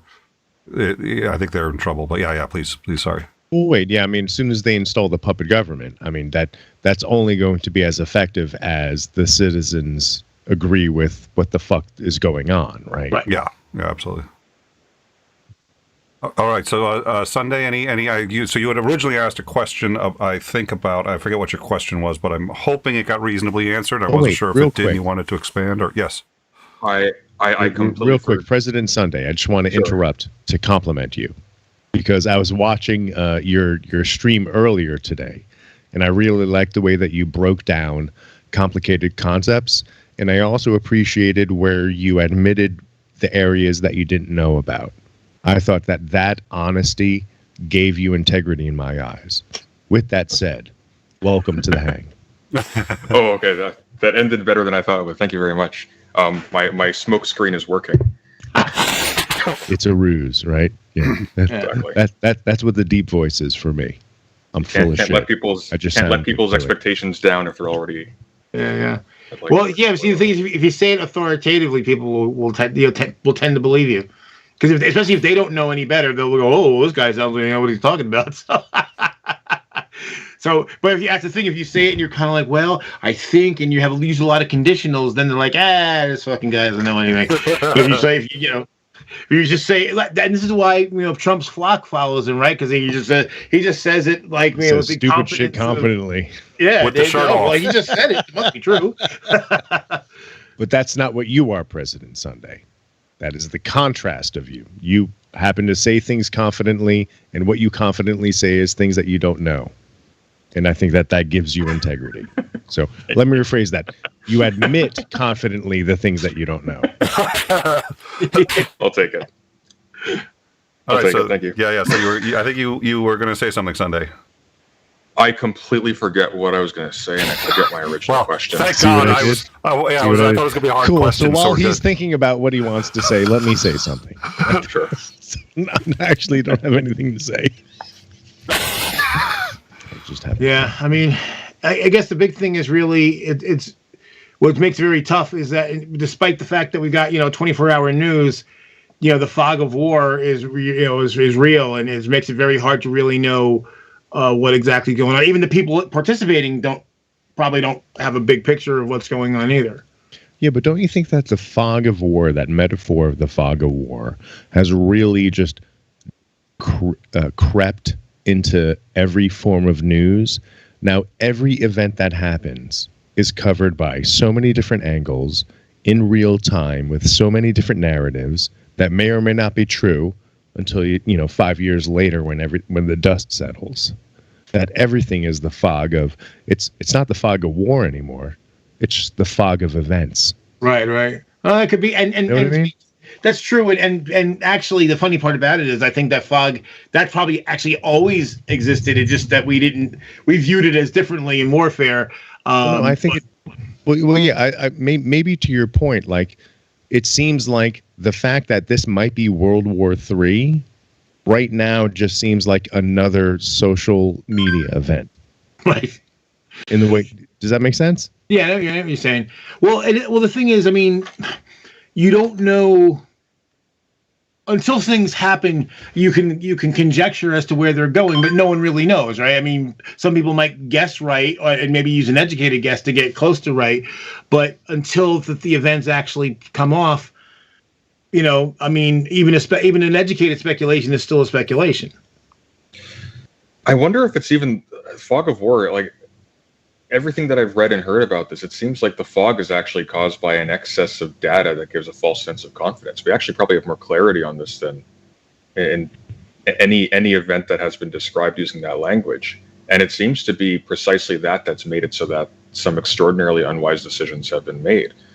Russia had more data backing their decision than probably any campaign in human history prior, and it drove them into a conflict that they frankly were not prepared for, at least not to the extent they thought they were.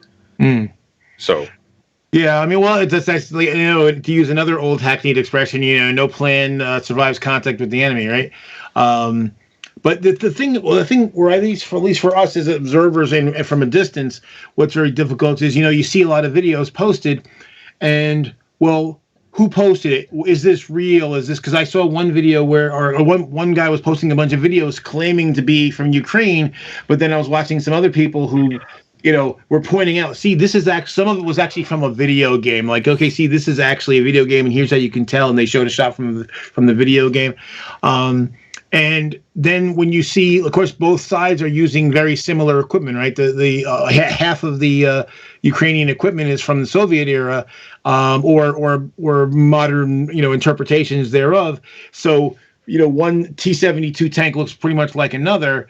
And so to try to understand, well, okay, I see a bunch of destroyed tanks. Are those Russian tanks? Are these Ukrainian tanks? Anybody with an agenda can misrepresent what's being shown. And then, of course, the rest of us don't know better, and then we'll just perpetuate that because we have no way to tell. Occasionally, there's something like I saw one video I did see where I was actually able to spot, okay, of the things that are showing me, 3 or 4 of these things are actually stock footage, is very identifiable as stock footage. These 2 are from the video game, but these are real, and I can actually, because of little subtle differences, I can tell, okay, that's actually is a Russian tank and not a Ukrainian one. So okay, that part of this video is real.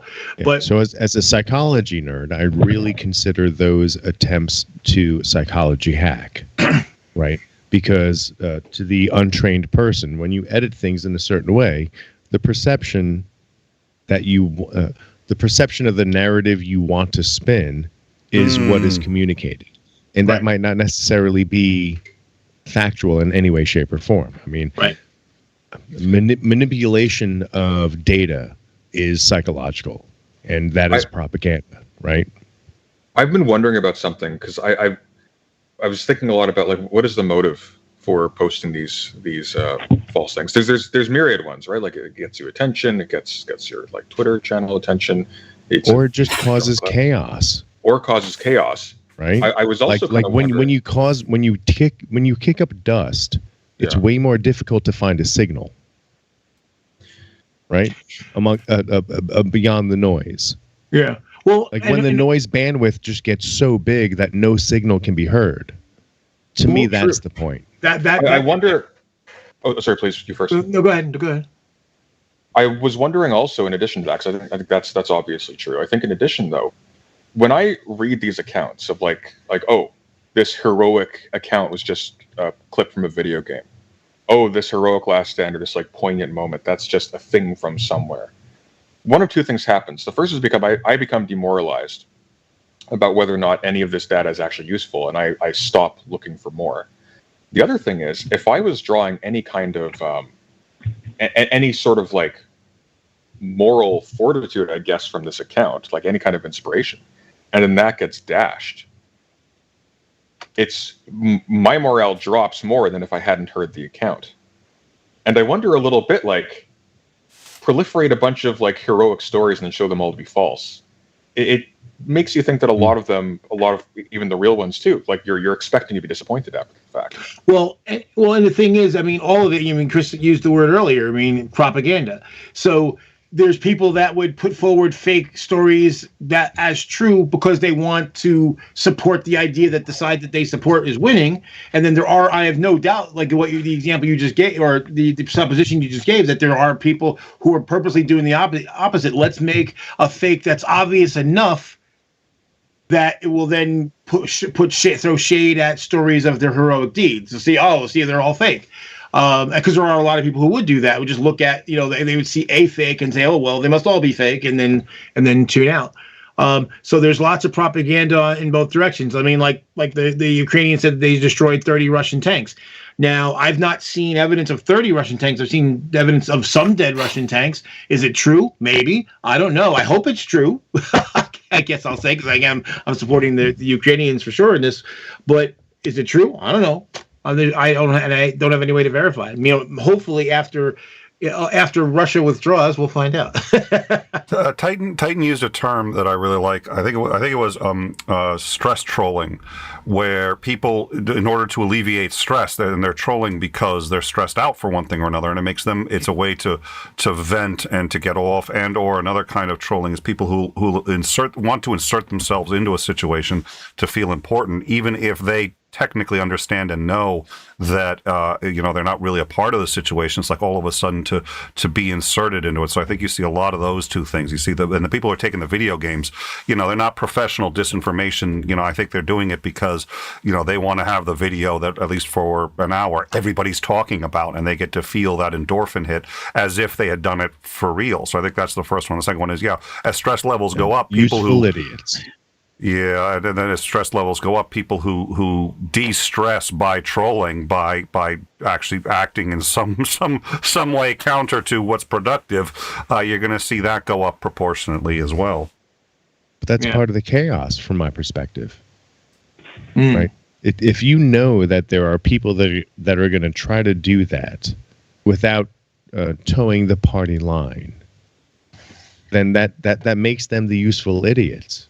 In that analogy, like Joe, you smile like you know what a useful idiot is. Absolutely. Explain that. Explain useful idiot. So a useful idiot is basically a rube. It's somebody who will, you will promote them, you will support them, you will feed them information or something that they will basically support your narrative, whatever that happens to be, but they're not really your ally. You're not really their ally. They're just basically, they're an unwitting cog in your machine.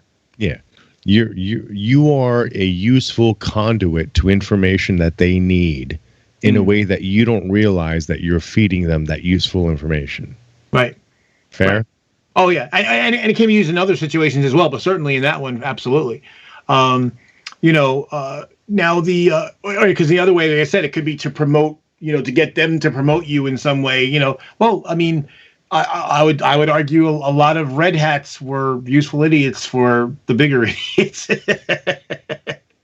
One thing that got me about the video game is that when I first saw it, I mean, something didn't quite look right, but I'll tell you what, God damn it, it looked, at first blush, if you didn't look closely, it looked real. And so it was kind of funny. Here we're watching, those mayhem and death and trying to figure out what's going on. But I had to take a moment to stop and say, wow, the people who made that game are really talented. They made a good look. It gives you pause, right? Exactly. It's like, okay, hold on a second. I was kind of taken by that. But by the way, good job.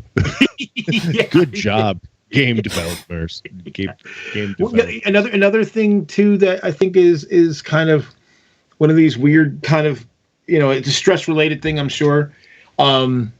So as I'm watching whatever footage that I can find, and I was like heavily into military stuff in the 80s and 90s. So, and not as much as anymore, but I still kind of try to keep up, on the periphery. And you're a lying sack of shit. What? You are a lying sack of shit.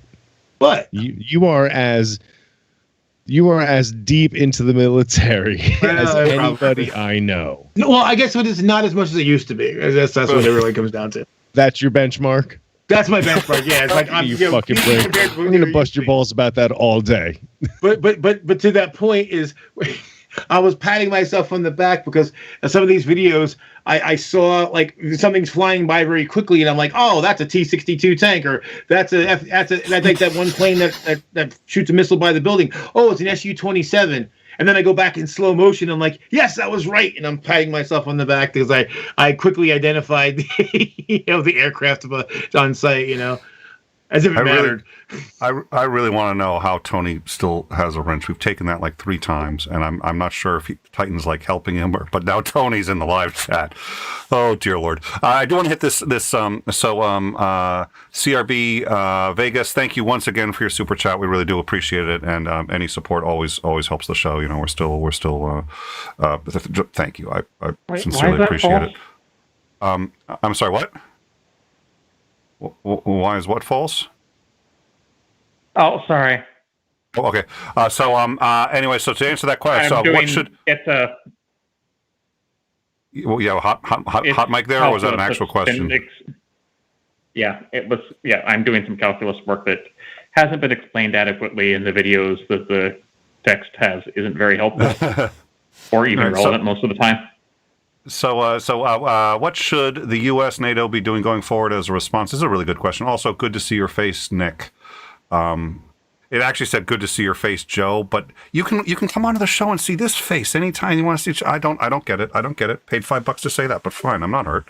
I'm just saying, I'm not hurt. Seeing Joe's face is way more satisfying. The thing is that Paul, Got That Funk has been out of town with some family matters, so we haven't had our usual Saturday hangs for a while. Well, thank you. So thank you very much. Earlier in the evening, when we started the broadcast, Joe was like, yo, I see that you're hanging out with Nick. And I'm like, yeah, come and talk to us. And he's like, where's the link? And then Joe shows up. That's the love that is the internet, people. That is love. So speaking of which, Nick, are you going to be doing a show later tonight? We can put that off, or we can. I'm about to promote you. Shut up. Okay, sounds good. Do you have a show coming up later tonight? Normally, you have a 9:30 hang. We do. We've got the 10. The normal schedule is for the most part done until further notice. We don't have anybody in the pipeline booked, and I don't think we're going to be doing at some point, just to return to a sense of normalcy. I'd like to return to some of the interviews and return to shows on various topics like philosophy of science. Really? But yeah, we'd like to. Well, you know what? We may just call up Shook and say, "Hey, listen." So hold on a second. As a side note, for people who want to hear me rant about what happened on the Philosophy of Science show, please come into the Discord. Please come into the Discord, because I literally taught a class, Human Emotions, where I brought that up as an example of emotion regulation. Or failure thereof, but yeah. Over time, the trajectory was emotion regulation. Oh, okay. You're just talking about certain points in that trajectory where it was not successful. Yeah. Well, Ed, I will say probably really, well, not probably, I will say not without cause. But, all right. So our regular schedule right now, I'd like to get back to our regular schedule because I think a sense of normalcy is good, but it interferes with our ability to cover this. So as long as there's something salient to say, our normal schedule is for all intents and purposes suspended. We've been broadcasting every night, and this is what we do. So what we did during the riots last year, it's if it turns out that we get a guest we can't book otherwise, and it's a really high end guest, we'll drop it in, and we'll certainly do that. And it is important to go back to normalcy, but right now.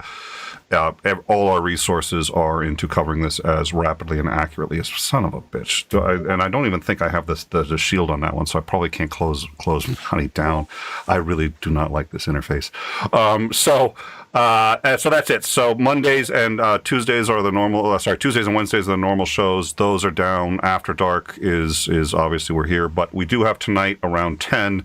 We have scheduled overtime to cover all of this. We've got a good rundown of everything that's happened in the last 24 hours, but I'm in no rush to bail from this for overtime unless something specific happens, and we've got a metric for that, and it hasn't even come close to happening. So short of that, either 10 p.m. or when this hang just sort of feels like you know what, we're going to move on. So that we'll do our second show for tonight, and that's the second of those two. So. But thank you for that. So I do want to get to the super chat, which is, I understand, no, it's CRB Vegas. What should U.S. NATO do going forward? Also, good to see your face, Joe. Smiley face. So, absolutely, always good to have Joe on. So, thank you so much for coming. And I do want to hear Joe's take on this because Joe's going to have a broader scope to his response on this than I will. But what I will say is that we had on Commander Lance McMillan, who those of you who've been watching regularly, he did the staging for CENTCOM and the Fifth Fleet for the Iraq War, and it was amazing just what goes into that. It's absolutely stunning. It was an amazing show, and we had him on quite regularly. We had him on to discuss his opinion, how we'd know what, when he said, look, if they try to take Odessa with either paratroopers or amphibious, then they're actually going for the whole country, and here's how and why. And then literally as he was saying that, guess what happened in Odessa? So, but one of the things that he had said, and I think, and Pat had said this too, and Pat's a historian, and I think they understand this better than I do. What they had said was, look, the most likely outcome of this is going to be along a couple of different lines. Either he takes half the country and starts to starve out the other half, and then there is a ceasefire or truce of some kind where he gets to keep that half, which is where the farms are, the production is, and he gets to keep the river. The other half is going to get wiped out eventually because they cannot sustain themselves. So, but at least there's a ceasefire. You figure out what goes from there. But the more likely scenario is they take enough of this that they can put troops. That seems so old school. Yes, it does. The other, and for a country that did witness the 700-day siege or 900-day siege of Leningrad, that's disgusting to think that they would consider doing that to anybody. But at any rate, the other possibility that they find more likely is that he'll go all the way up to I want to say oh Jesus, the I can't think of the term right now. The other country just to the west, Maravidias. He'll head up there. He may or may not take them. They cannot defend themselves. So if he just says we're coming in, they'll surrender. He's got that. At either rate, either at Poland, if Belarus becomes really serious pro-Russia at this, either at Poland or at Romania, what we're probably looking at is U.S. and Russian troops with guns aimed at each other and the start of another Cold War at that point. But this one's starting essentially where the Cuban Missile Crisis ended, or where it started, I should say. We'll start there, which is Americans and Russians literally aiming guns at each other, short of a hot war and a new Cold War as we try to figure out how to keep the spread. So that's what I see. Joe, what are your thoughts? You're muted. The country to the west of Ukraine, I think you were talking about, was Moldova. Moldova, thank you. Yeah. Little stretch thin on the brain there, but yeah. Yeah, so I guess what we should do, part of the problem for me is that what we should have done already. I've been saying for some time now that the way to avoid this happening was to basically make a very large show of force to say, to not just, pity pat and put a few extra planes in Poland, was to before Russia crossed the border, was to, if the Ukrainians were amenable, to actually have NATO forces in Ukraine, because the Russians don't want to fight us. They really don't, and we don't want to fight them, and they know that. But the thing is, now it's harder because now going in would be fraught with danger, a lot more danger than there would have been otherwise. So the best we can do right now is to bolster our forces in the east, which we're doing. We're sending, quite a number of combat aircraft, and we're sending, another 7,000 troops, so basically a brigade strength, plus, and then some, and we'll probably send more. And we will provide weapons and ammunition to the Ukrainians. And so I feel what's going to end up happening is it's going to be very much like Afghanistan, only with a much better armed mujahideen than the Afghanis had, because the Afghans, the mujahideen didn't really have tanks and combat aircraft. They mostly just had Stingers and anti-tank rocket launchers. But that brings up the whole idea of asymmetrical versus symmetrical warfare. Yeah. Right. And it almost seems like Russia is attacking Ukraine with symmetrical warfare. Yeah. Are you drawing an analogy between Afghanistan and Ukraine such that Ukraine is going to be able to put forth a asymmetrical warfare effort? That can be an obstacle to the classic, right? Yes. I mean, because Russians ain't stupid, right? They have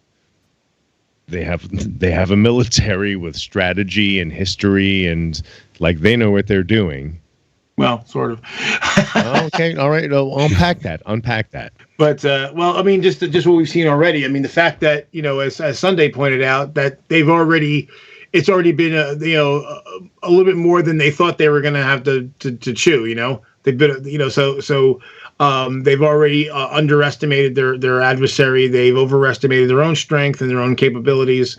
And what's interesting about it is that I remember, during both the Gulf War and the Iraq War, there were a lot of people who were saying that, when we would look at the incompetence of the Iraqis, and we would say, oh, well, the Iraqis weren't trained as well. The Russian forces are better. And the Iraqis had export tanks and all this kind of stuff. Well, they're not really performing a whole hell of a lot better. The only difference is they have the air superiority. But the thing is that basically the plan has been for a while now, for, as I mentioned earlier, for Ukraine, is to put up a fight for a bit and then to scatter. And because in order for the Russians to actually take and hold the country, they have to occupy the whole country, which means spreading their forces out. And for the Ukrainians, spreading their forces out makes them less vulnerable to air attack. And so now the Russians have to put more resources to try to hunt them down and fight them, and they don't know the terrain as well. This is the Ukrainians' home ground. So as long as we can, I want to interrupt you for 1 Sure. second. Somebody in the side chat, my buddy Mike, who is also a paisan, he says he's going to start the video from the beginning and ignore the chat. Mike, I want to implore you to not do that. A good chunk of the beginning was vamping, and we are kind of right now in the heat of the discussion.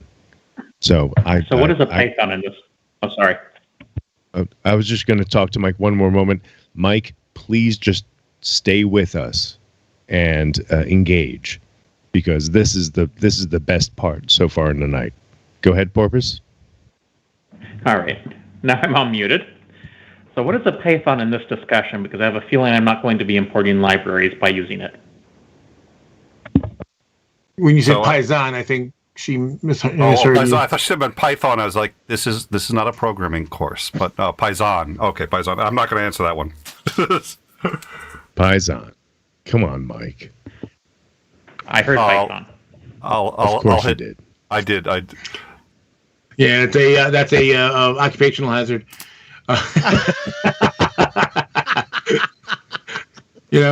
Well, and I'm gonna. So wait a second. Who are you referring to, Porpoise or me?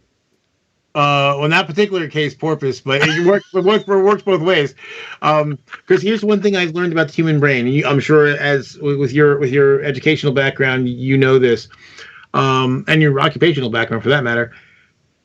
When we hear things that we're unfamiliar with, our brain has a tendency to replace it with words we know, because we're seeking patterns. And if the patterns don't quite make sense, we fill it in with stuff that is familiar to us. So, for instance, and everyone's gonna laugh, and that's okay. When I was a kid, when I would hear songs that used words that I was not familiar with, because I was a kid, what was my vocabulary? Like, a few hundred words, right? I would replace those words with other words.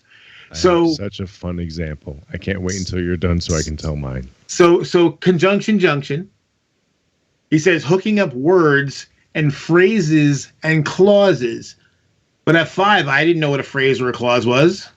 So my brain substituted freezers and closets.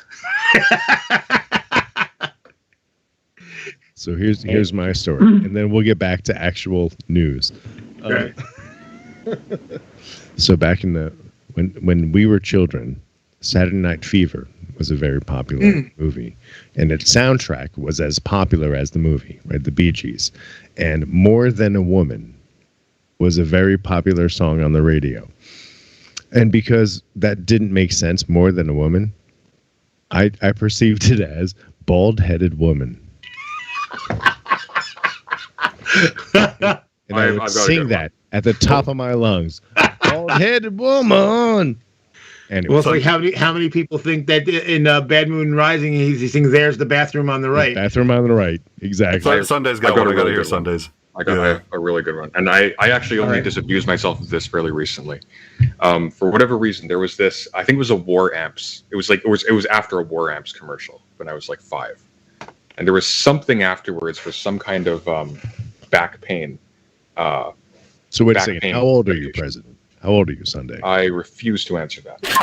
That's the Fifth Amendment. You bastard. There was some kind. I'm 31. There was some kind of. It was a weird ad that showed like a marionette. You didn't see the hand pulling the strings. It was like a weird abstract thing. This marionette that had back pain. It was just showing like the string being limp, and he was like, and the slogan was something. I can't remember the brand of whatever medication it was, but saving you from back pain. And for the longest time, in complete befuddlement, I was certain they were saying saving you from Batman.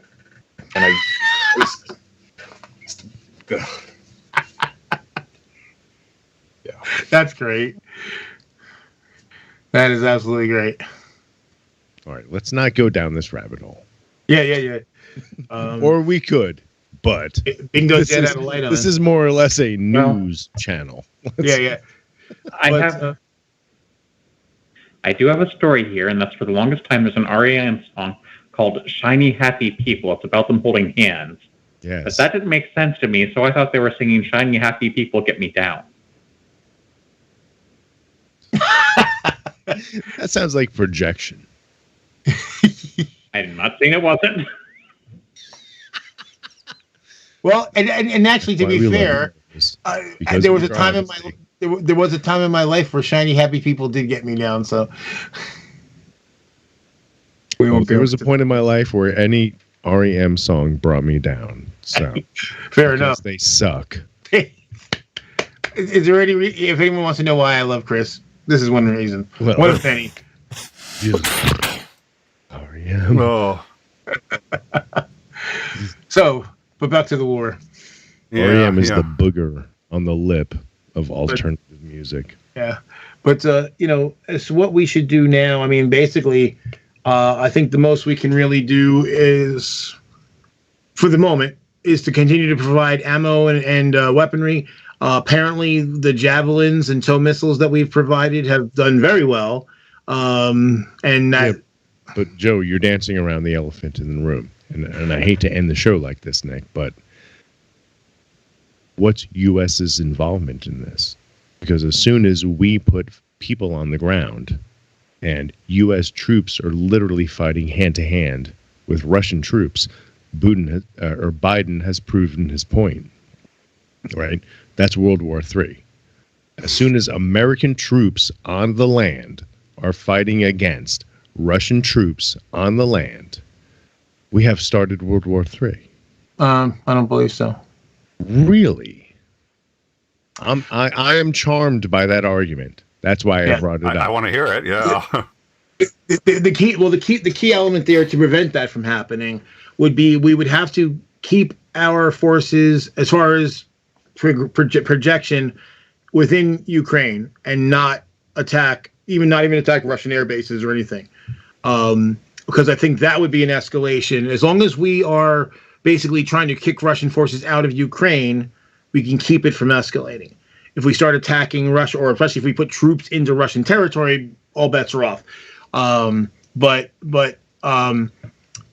the Russians, again, he was looking for what he thought would be an easy victory. He's not looking to have, his forces chewed up. Why isn't that an underestimation? It was an underestimation on his point for sure. Why isn't that an underestimation of us about what he thought? That's my point. It seems like, with all due respect, Joe, the way that you're talking about it is that Putin is naive in a way that I'm not willing to admit. No, well, not naive. I mean, the thing is, here's.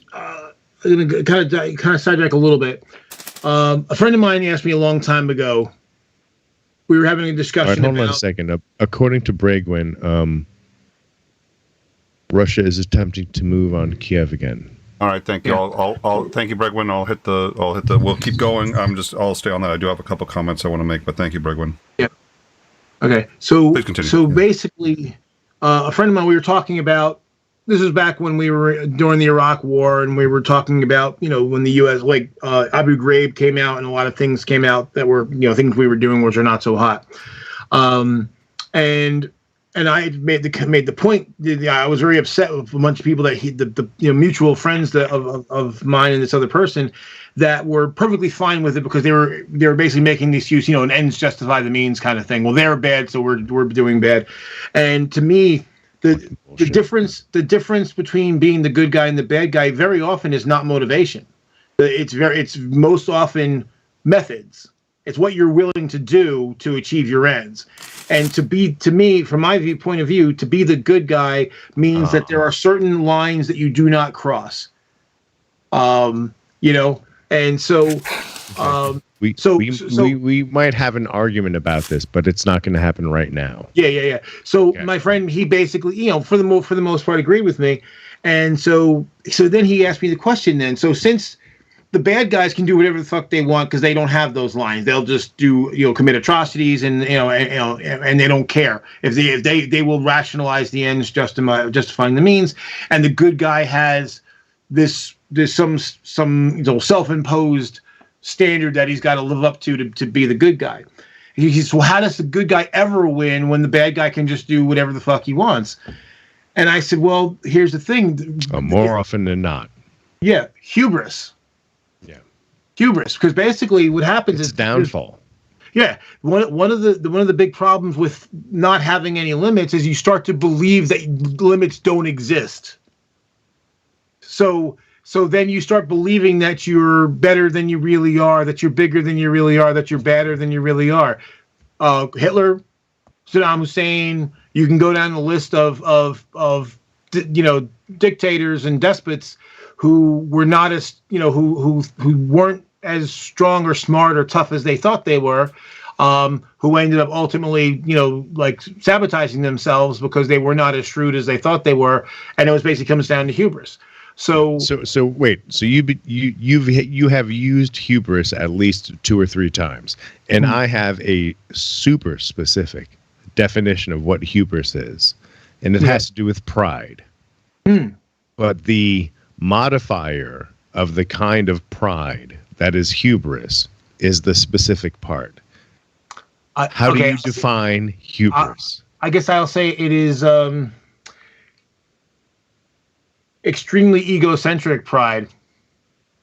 Okay.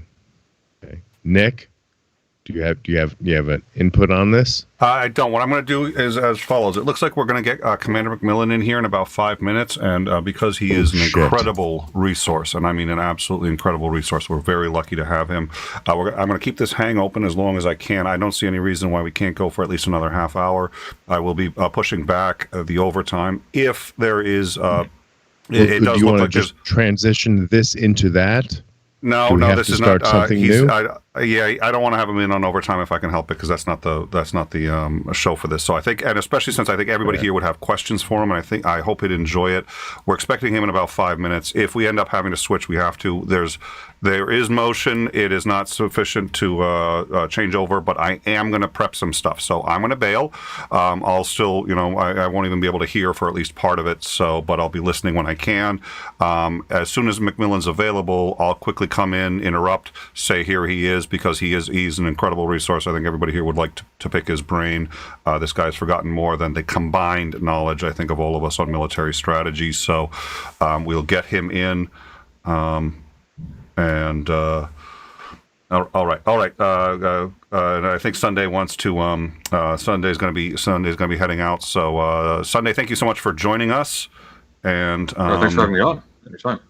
Oh, our pleasure. And if you decide you do want to come back just to ask McMillan a question or text or whatever, please do, because I think he's going to be a great resource. So Sunday's going to head out. Thank you so much for having us. I will tell you this before anybody else goes, which is I did not realize how much I was hesitant about doing it after dark, because it's a different thing. We're going to sit and shoot this. I needed human contact. It's a reality check. So thank you all for showing up. We're going to keep going, but I'm going to. Thank you guys so much. It was a great hang, and I really needed this. So thank you, Sunday, for coming. And I'll be back in a few minutes. You guys can talk hubris. Thank you. Take care. Odd that I would be here. I'd be absent for a discussion on hubris, but okay. It's a good time. It's a good time for me to bail, I think. No, yeah, exactly. Because an example of hubris is you. So getting you out of the picture kind of helps. Yeah. All right. Thank and you guys. Overweening was the term that I was looking for. Overweening pride. For some reason, that term stuck out because I don't know. I've never heard that term before. Overweening pride as the definition of hubris. So, for some reason, and this is unfortunately a weird rabbit hole. So, when I was a student at University of the Arts, and I took a mythology course, they talked about hubris, and they literally defined it as overweening pride, because I believe it had to do with Homer, right? Like hubris as applied to Homer is like the prototypical version of, or the exemplar. Homer, the Greek writer, or the Iliad, the Homer, the character in, right? Or is Homer the author? Homer's the author. So, yeah. So Odysseus, maybe that's Odysseus, yeah. Right, who is his proxy in the story. So I just want to come back to something Nick said for a second. Go. And after the last couple months, I'm pretty sure if the limit is defined, it does exist. What? Say that one more time. Just coming back to something Nick said earlier about limits, I'm pretty sure as long as the limit is defined, it does exist. As long as the limit is defined. If it's undefined, it doesn't exist. Okay. Anyway. Unrelated, continue, sorry. Porpoise, we need you to keep the flow of the conversation going. Yes, but I'm doing something on the side, and it was related. I was actually finding limits somewhere else. It's okay. Badly. Mike Westby. Overweening? I think it's 2 E's. W-E-E. Maybe not. Nonetheless. All right. Aside from the increase in the price of gas and the propensity for cyber attacks, can anyone else think of what, like, our lives, how our lives as Americans are going to change as a consequence of this? Oh, here's a better question. I have a good friend who is libertarian bent, and he's not a fan of Biden, but he's super impressed that Biden hasn't gotten involved. And he literally has said if Biden doesn't get us involved in this war, I'll have more respect for him. What do you make of that? Because I don't know what to make. I don't know how to make sense of that. Yeah, I mean, well, this is why I'm not a libertarian. Because, I mean... Is that consistent? Well, yeah, it's consistent with libertarian. Like, well, we're just not going to get involved with things. But, you know,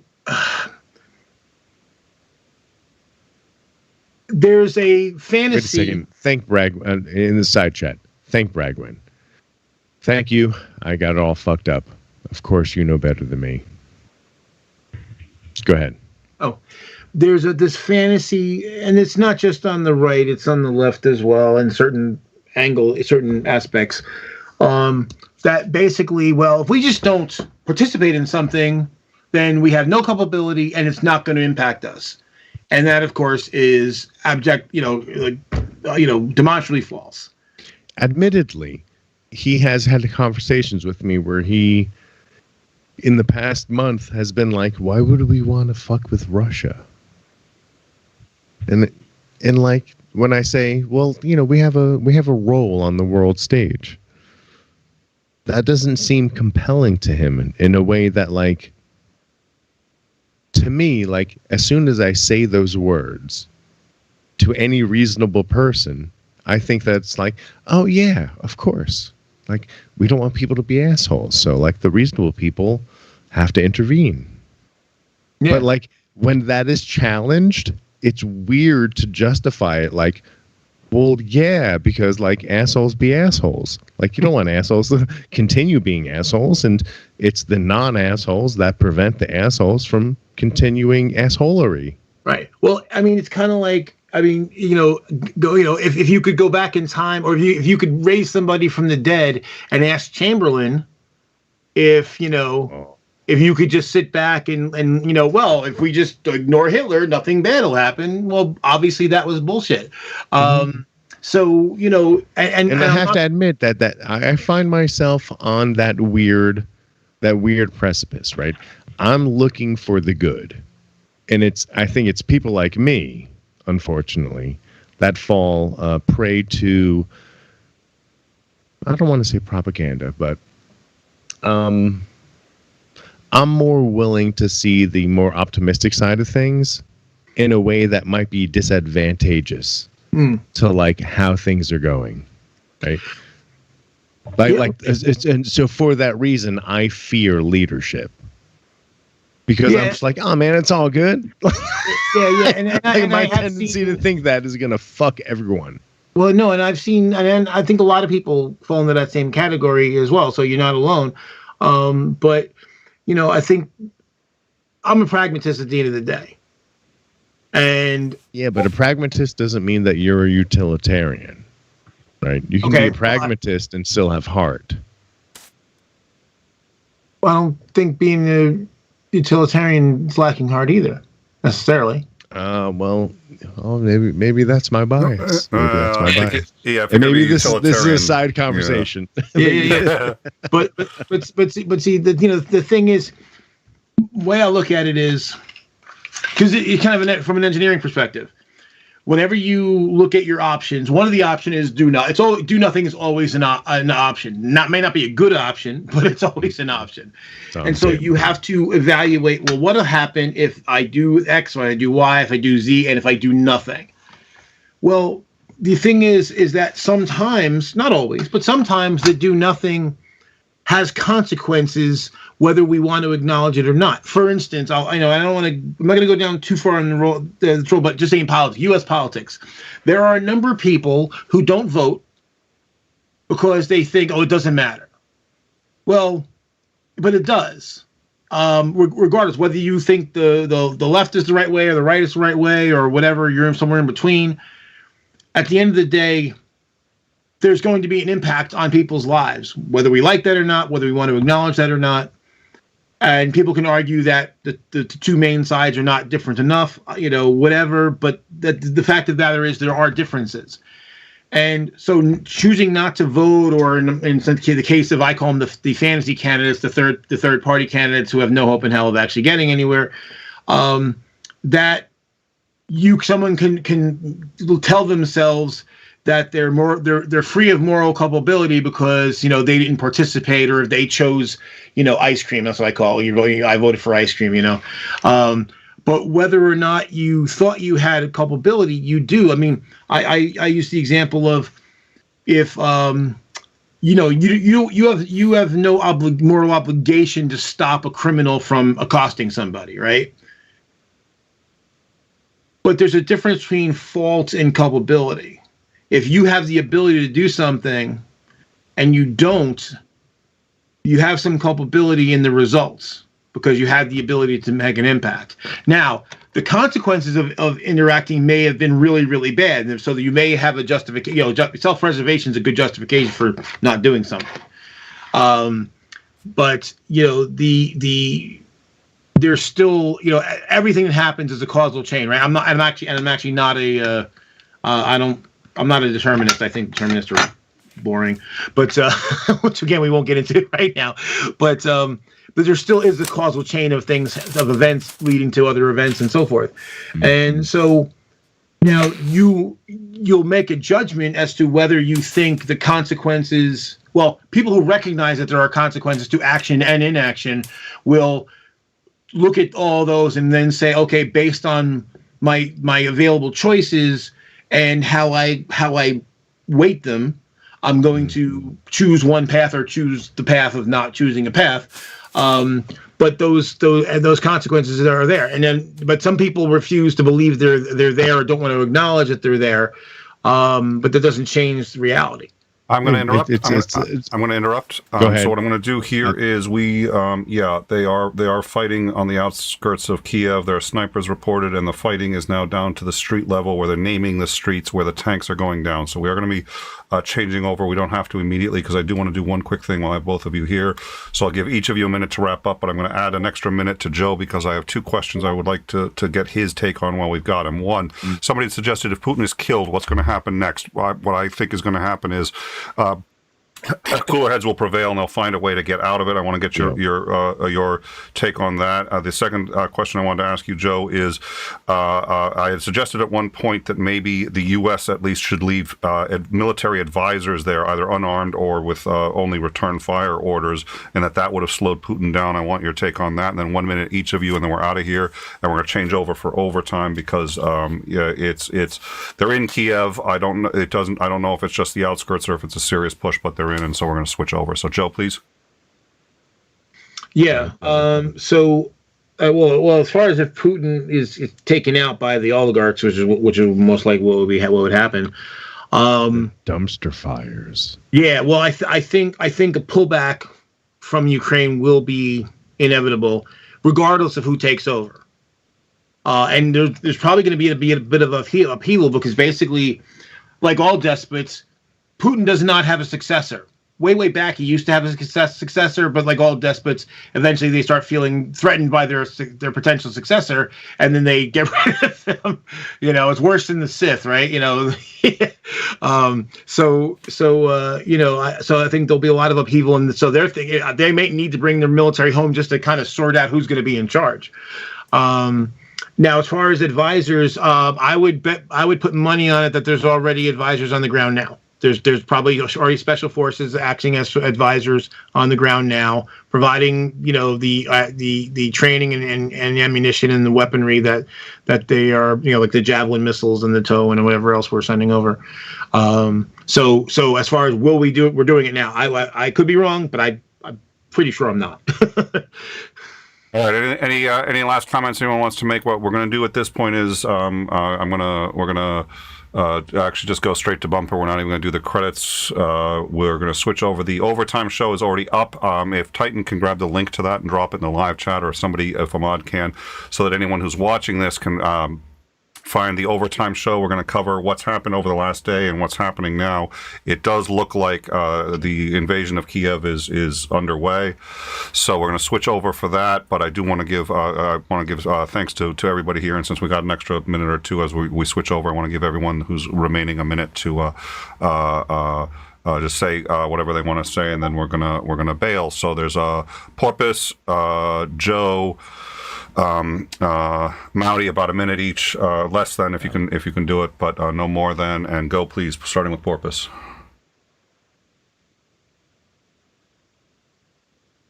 Porpoise may be muted. Joe, please, any last comments before we go? Oh, sorry. Oh, Go ahead, Porpoise, let yep. Porpoise go. Things are kind of scary right now, and I do know that I think this may be the only thing we can do is apply military pressure. Unless the Russians turn out to be more incompetent, it'll be interesting to hear Commander McMillan on this.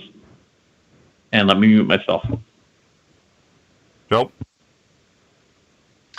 Well, I mean, anytime there's conflict, it's always a scary time. There's going to be a lot of uncertainty, and like I said, what we know, your guest that's coming on knows more than all of us put together. So, but even then, even somebody who's an expert, there's still a lot of things that we're going to be in the dark on. So, but it'll be good to hear what he has to say. Yeah, I haven't heard back from him, so I'm hoping we can still get him. I'm dropping a link now to the show. Yeah, we could actually change over in 5 minutes, but we'll just start at the scheduled time, so that'll be 10. That's a link, 10. So in about 10 minutes, we'll be starting that. Maute, any final thoughts? And thank you again for coming. I think it was a great show, and so thank you. Yeah, mostly I just want to, I hope that more level heads prevail of all the chaos that is happening right now. I hope that we have experts that are able to determine signal beyond the noise. So, and I do trust. I do have trust in the government.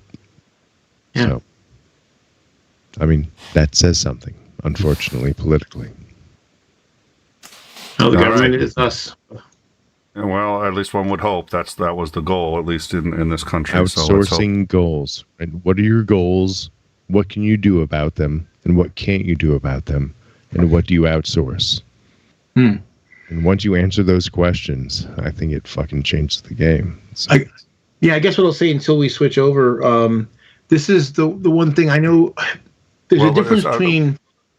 So we've got McMillan. We've got McMillan, so we're actually going to pause it. We're going to pause it because we've got McMillan, and I can't boot him. I can't switch it that way. So we may actually just do. So I'll deal with that. I'm going to bring him in, introduce him, and then please everyone, because we don't always have him here. We'll pause on everything else and just ask any questions that you gentlemen have.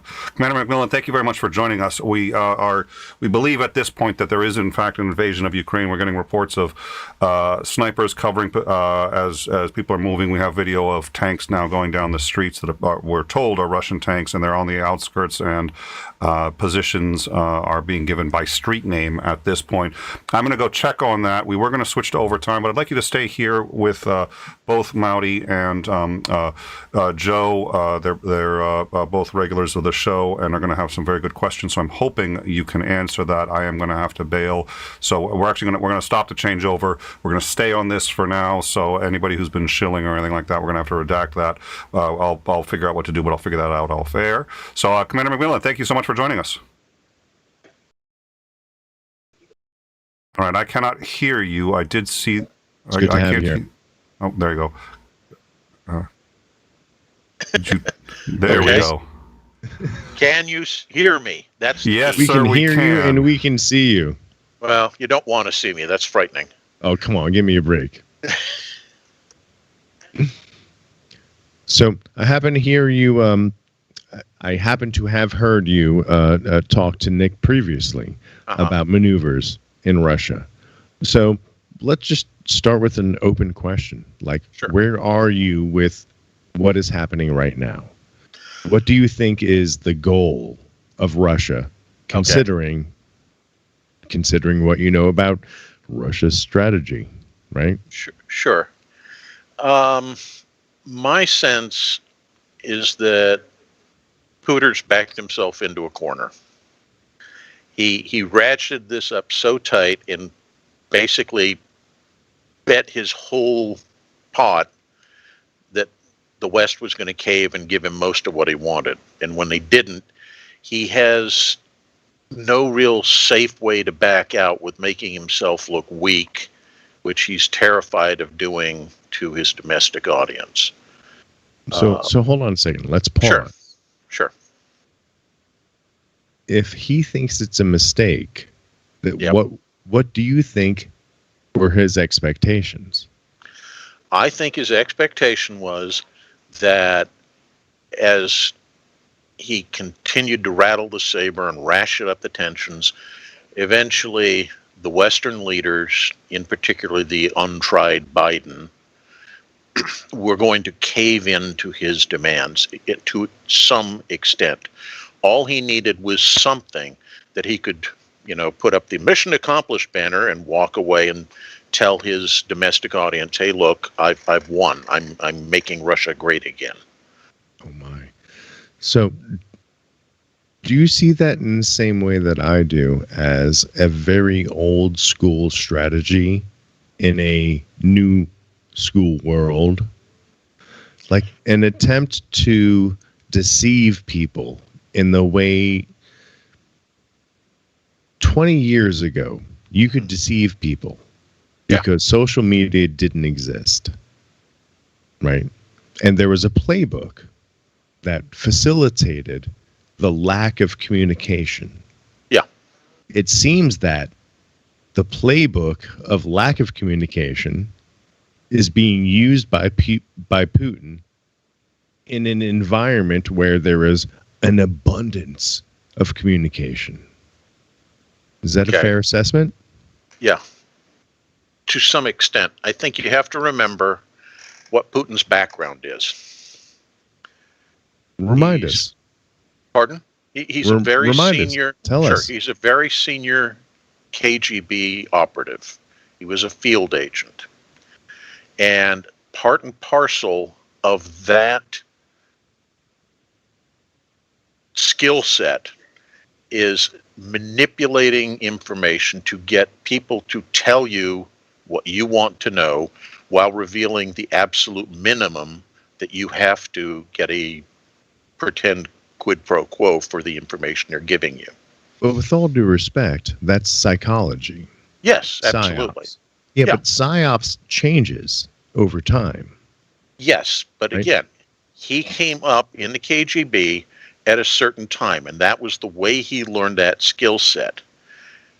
And when he transitions to becoming a political leader, as opposed to a KGB operative, or even a KGB administrator, then he's not updating that skill set. So I don't think he's realizing that, just as Hitler did when they attacked Poland, they staged that phony raid on the radio station. And, the terrible Poles have invaded and killed all these good German people. Everybody knew it was a lie, but you could still sell it to people and they would be willing to buy into that lie.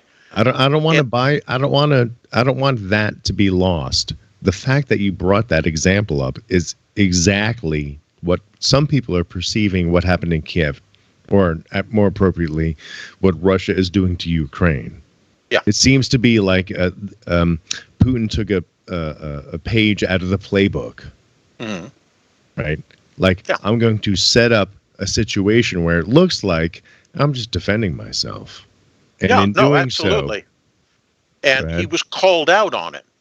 Everybody kept saying, he's going to do the following. He's going to stage some phony thing to do a casus belli, to give him permission, so to speak, to invade. And with the new way social media has changed that theater of operations, he, I don't think, has quite internalized the fact that you can't sell that kind of transparent lie and get people to buy into it to the same degree they used to. Does that make sense? Make sense? Yeah, that makes perfect sense. Go ahead, Joe. I got a question for you too. Chris and I were talking before you came in, and based on what you're saying here, and I take that to heart. I think, obviously you have a lot of experience with this.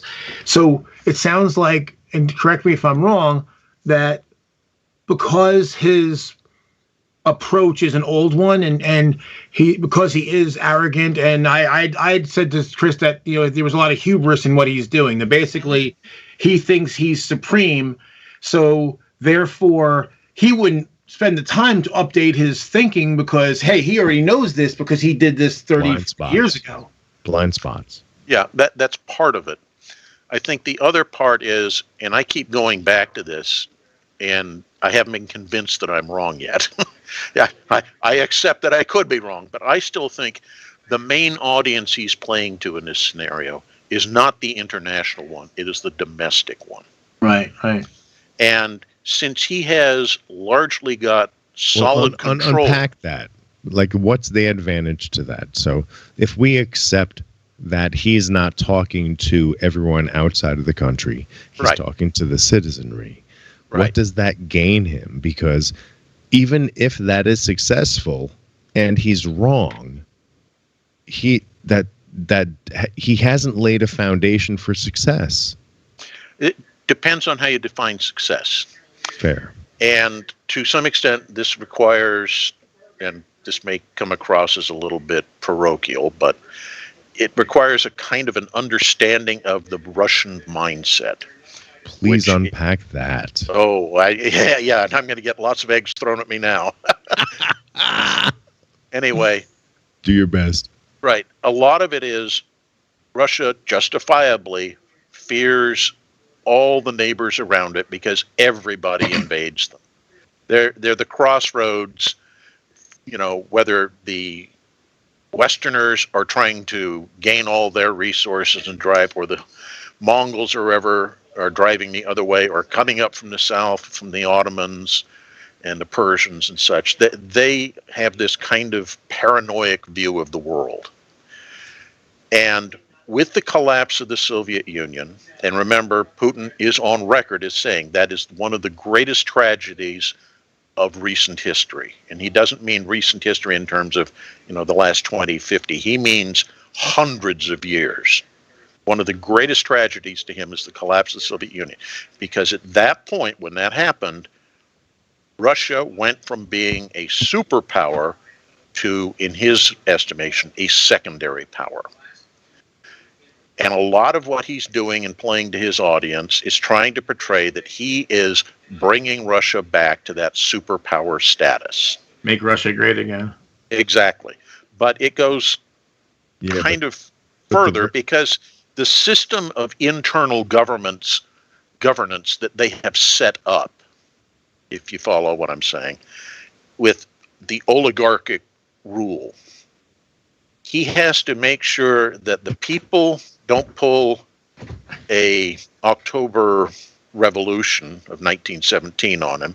He also now has to keep the oligarchs happy, because then you get the boyars rising up and kicking the Tsar off the throne. Oh, yeah. Which happened. I consider that the underlying dumpster fire. Yeah. That is the internal engine that motivates Russian politics. Right. And one of the things we know from recent press releases and such is that even with a state-controlled media, his polling figures administered by state-controlled media in Russia have been falling. They're almost at the lowest point they've ever been right now. Right. And I'm talking pre-invasion, okay? And with the sanctions going in place, now he's got to worry about all his oligarchic buddies saying, you know, we're losing money because of this a-hole. So that's why I think this is all domestic audience play. He's trying to find a way to stay in power. And there's also some speculation, and I'm not going to say that I agree with it, but I think there's some validity to the speculative portion of it, is that he's kind of slipping a little bit into dementia psychosis, where he's beginning to see... Unpack that. All I'm saying is I've seen stories come out in the press. I'm not lending them credence. I'm just saying the guy's like, 70-something. He's starting... I thought he was 69. 60, okay, well, almost 70. Anyway, he's starting to lose his ability to discern reality from his delusion of people are out to get me, trying to throw me off my perch. With all due respect, I Sure. agree with you, but I don't think that's age related. Okay, that's fine. It may be part of what came up with his job all along. It's a cutthroat. I think that's temperamental above anything above and beyond anything else. Yeah, Sure. I'd like to Joe. jump in there real quick. The one thing, tell me if you think this is correct, because Chris was asking as to why he's playing so much to the public, the domestic audience, and now up until the last couple of years, he enjoyed broad support. And it seemed to me, and correct me if I'm wrong, that a lot of that was because of the bluster. He basically presented like, I'm going to make Russia, I'm going to bring back the days when the world feared us and respected us. And so all the things he did a lot of performative things to put on these airs that, I'm the next, Peter the Great. And that actually, and so even while the West was pulling their hair out, that stuff seemed to play very well in Russia. Concur.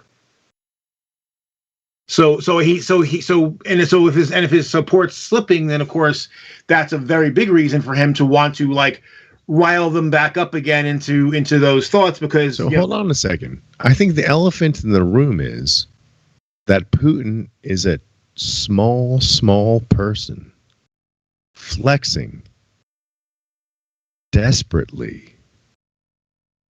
No, he's riding the horse bare-chested. We all know what a real man he is. Come on.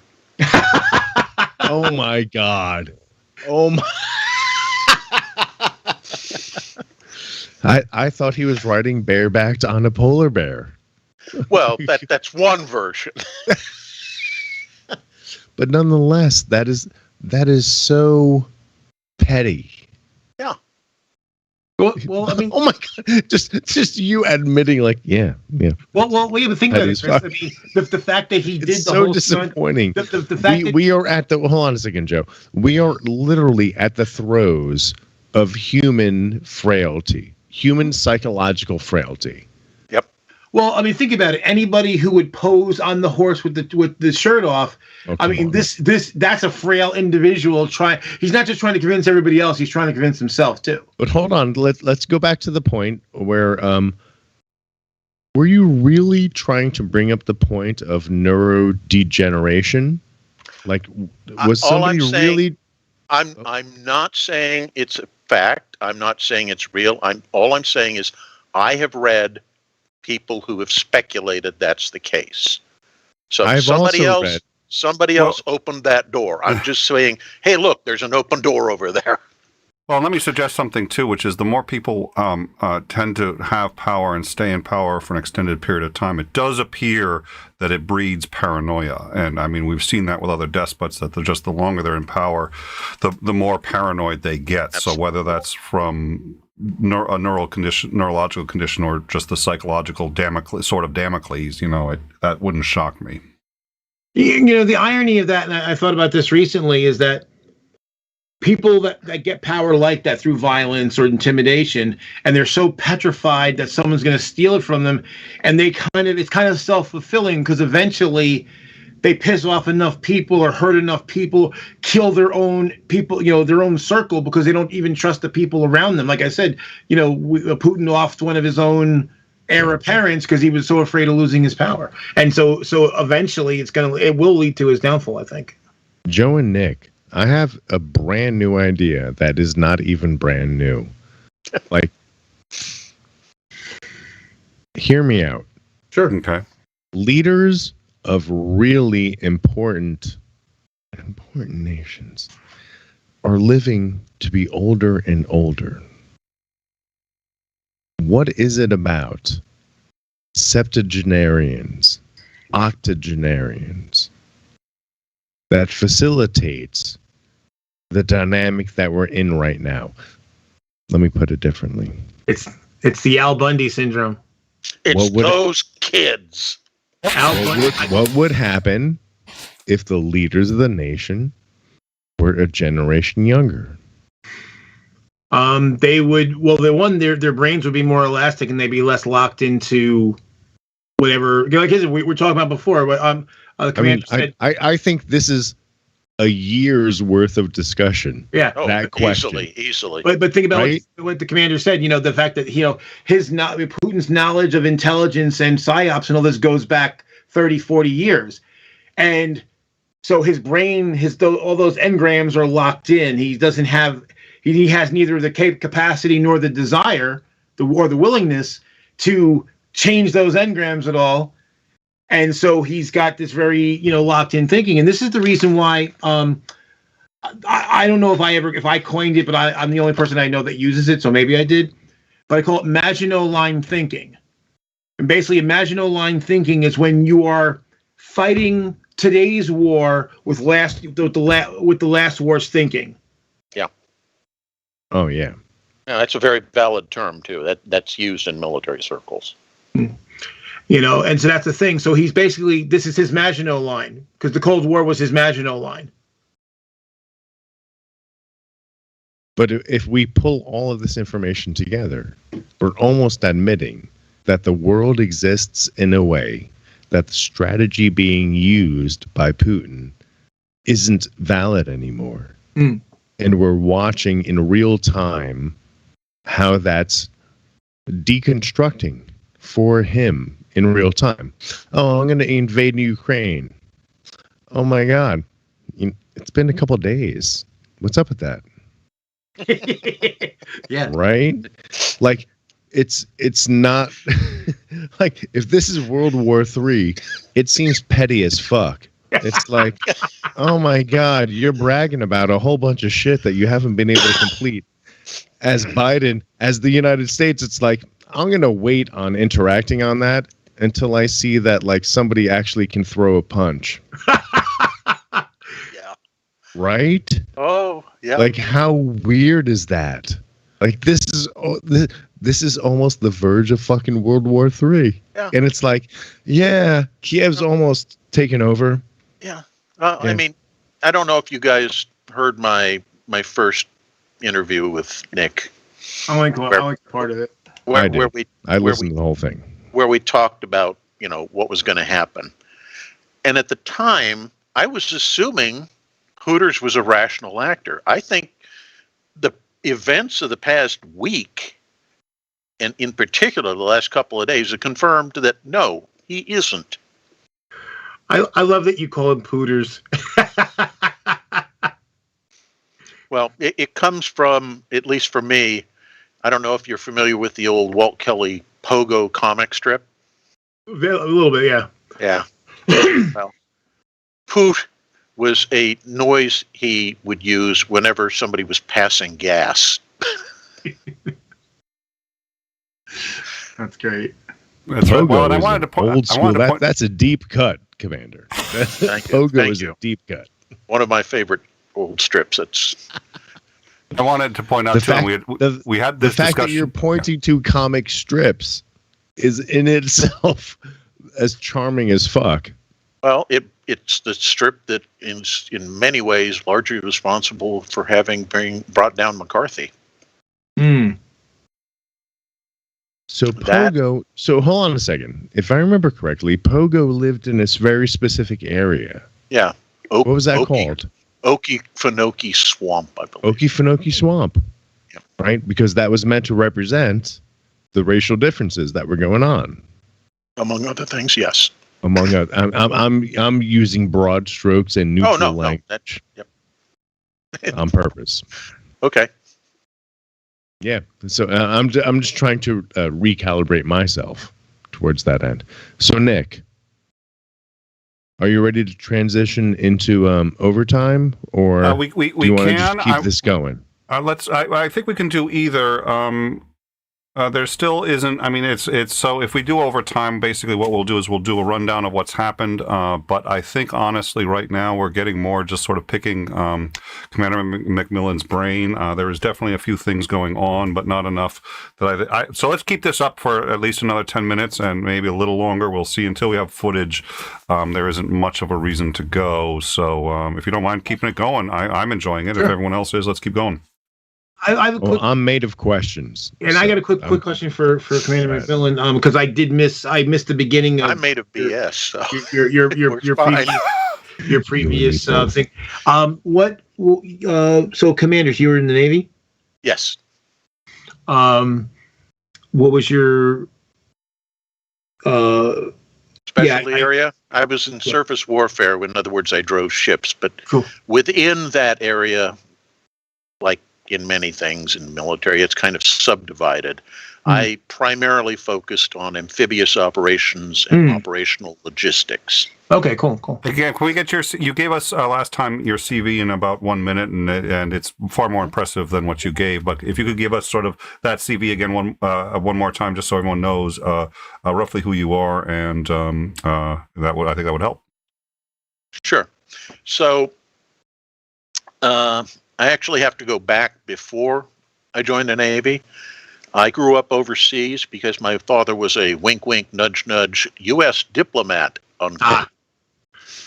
So I have a little familiarity with Mr. Pooter's previous employment from the other side of the fence. Anyway, I joined the Navy in 1980 and served aboard a number of various different ships. Worked my way up through the ranks until I was a commander. I was the highest position I ever held aboard ship. I did not command a ship, but I was the executive officer aboard an LPD, which is a large amphibious ship. Yeah, I know what that is. Right. I was also one of the primary logistical planners for the movement of forces into the Persian Gulf region in the lead up to the Iraq War, what's called joint logistics over the shore and also maritime pre-positioning force operations. And as I like to jokingly say, my part of the operation worked perfectly ahead of schedule. Everybody was offloaded, and then things quickly went to hell in a handbasket. What LPD were you on? Pardon? What LPD were you on? What ship was it? Juno. Okay, yeah, I'm familiar with that ship. Yeah, but I was on a number of different amphibious staffs. I was on lots of different amphibious ships at some point or another. Okay, Austin class, yeah. Because I knew the name. I couldn't remember what class it was. I was taking a look at it real quick. Cool. I carted green people all over the world. Yeah. You gave the Marines lots of rides, huh? Oh, yes. All right. So now that we have a little bit of a CV, I'm curious to know what your perspective is on what's happening right now. Considering the conversation that we had, I mean, it's an open-ended question. I want you to take it where you want to, based on your expertise.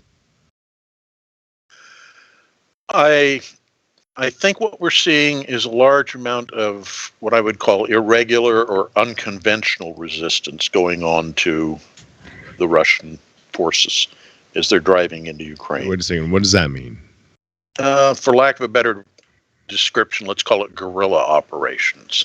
Asymmetrical? Yes. I don't think the Ukrainian military is really capable of standing up to the Russians. I'm sure they can inflict a lot of damage, but I think the end result is kind of a foregone conclusion, both because and do you think the land game is the main move? Because they need to cross bridges. Oh, yeah. Get into Ukraine. Yeah. But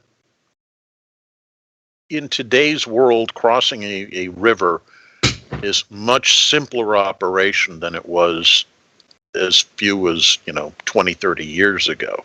And certainly a lot easier than it was in the Second Even if it's World being War. defended? You don't cross where it's being defended. And you cannot defend along the length of a major river like that, its entire length. So you simply use your reconnaissance assets to find somewhere they aren't. It's like the U.S. Marine Corps' theory now is we don't do beach assaults across, the sands of Iwo Jima or Tarawa. We go where the enemy isn't, establish a beachhead, offload our equipment, and then strike from there. And it's the same thing. The Russians don't need to force their way across the main crossing points. And they can bring bridges with them essentially, right? The ones that basically fold out and are just for military, and then I don't know how long it takes to deploy one of those. Although but some of these rivers, the Dnieper and the Donets, are major enough that those kind of bridges aren't going to be the scissor bridges that I think you're thinking of. Yeah. Aren't big enough to cross it. But you can still build a pontoon bridge, as we saw, and I don't remember which river it was that they recently built a bridge across. Right. And then took it down. But the other part of it is that most of the combat vehicles today are at least partially amphibious. So you can swim BMP armored personnel carriers and PT-76 reconnaissance tanks and such across those rivers. Right. Providing nobody's shooting at you, it's a fairly simple operation.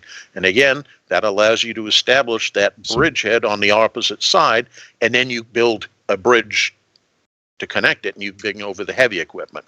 Yeah, and also if it is a sandy bottom or a rocky bottom, and it's not too deep, the Russian tanks can snorkel. Yeah, absolutely. Although the big rivers that they have to worry about are definitely going to be too deep for that. True. That's true.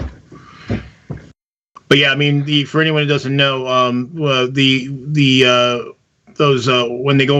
APCs go amphibious, they can do about 3 to 5 knots, I believe. Yeah, roughly. Yeah, it's not something you want to be doing when the other guy's shooting at you, but if you're, doing it at 3 o'clock in the morning and there's nobody but, a sleepy sentry on the other side who may or may not have a field telephone to call headquarters and say, hey, they're coming, it's not that big a deal. Well, it's kind of like Washington crossing the Delaware. Yeah. Yeah. Same idea. I have I'm going to stand and bow while I drink my question. vodka. I mean, Sure. Good man. So, my question is, what advantage does Russia have with a slow approach to Kiev? Because it seems that works against them. It does and it doesn't.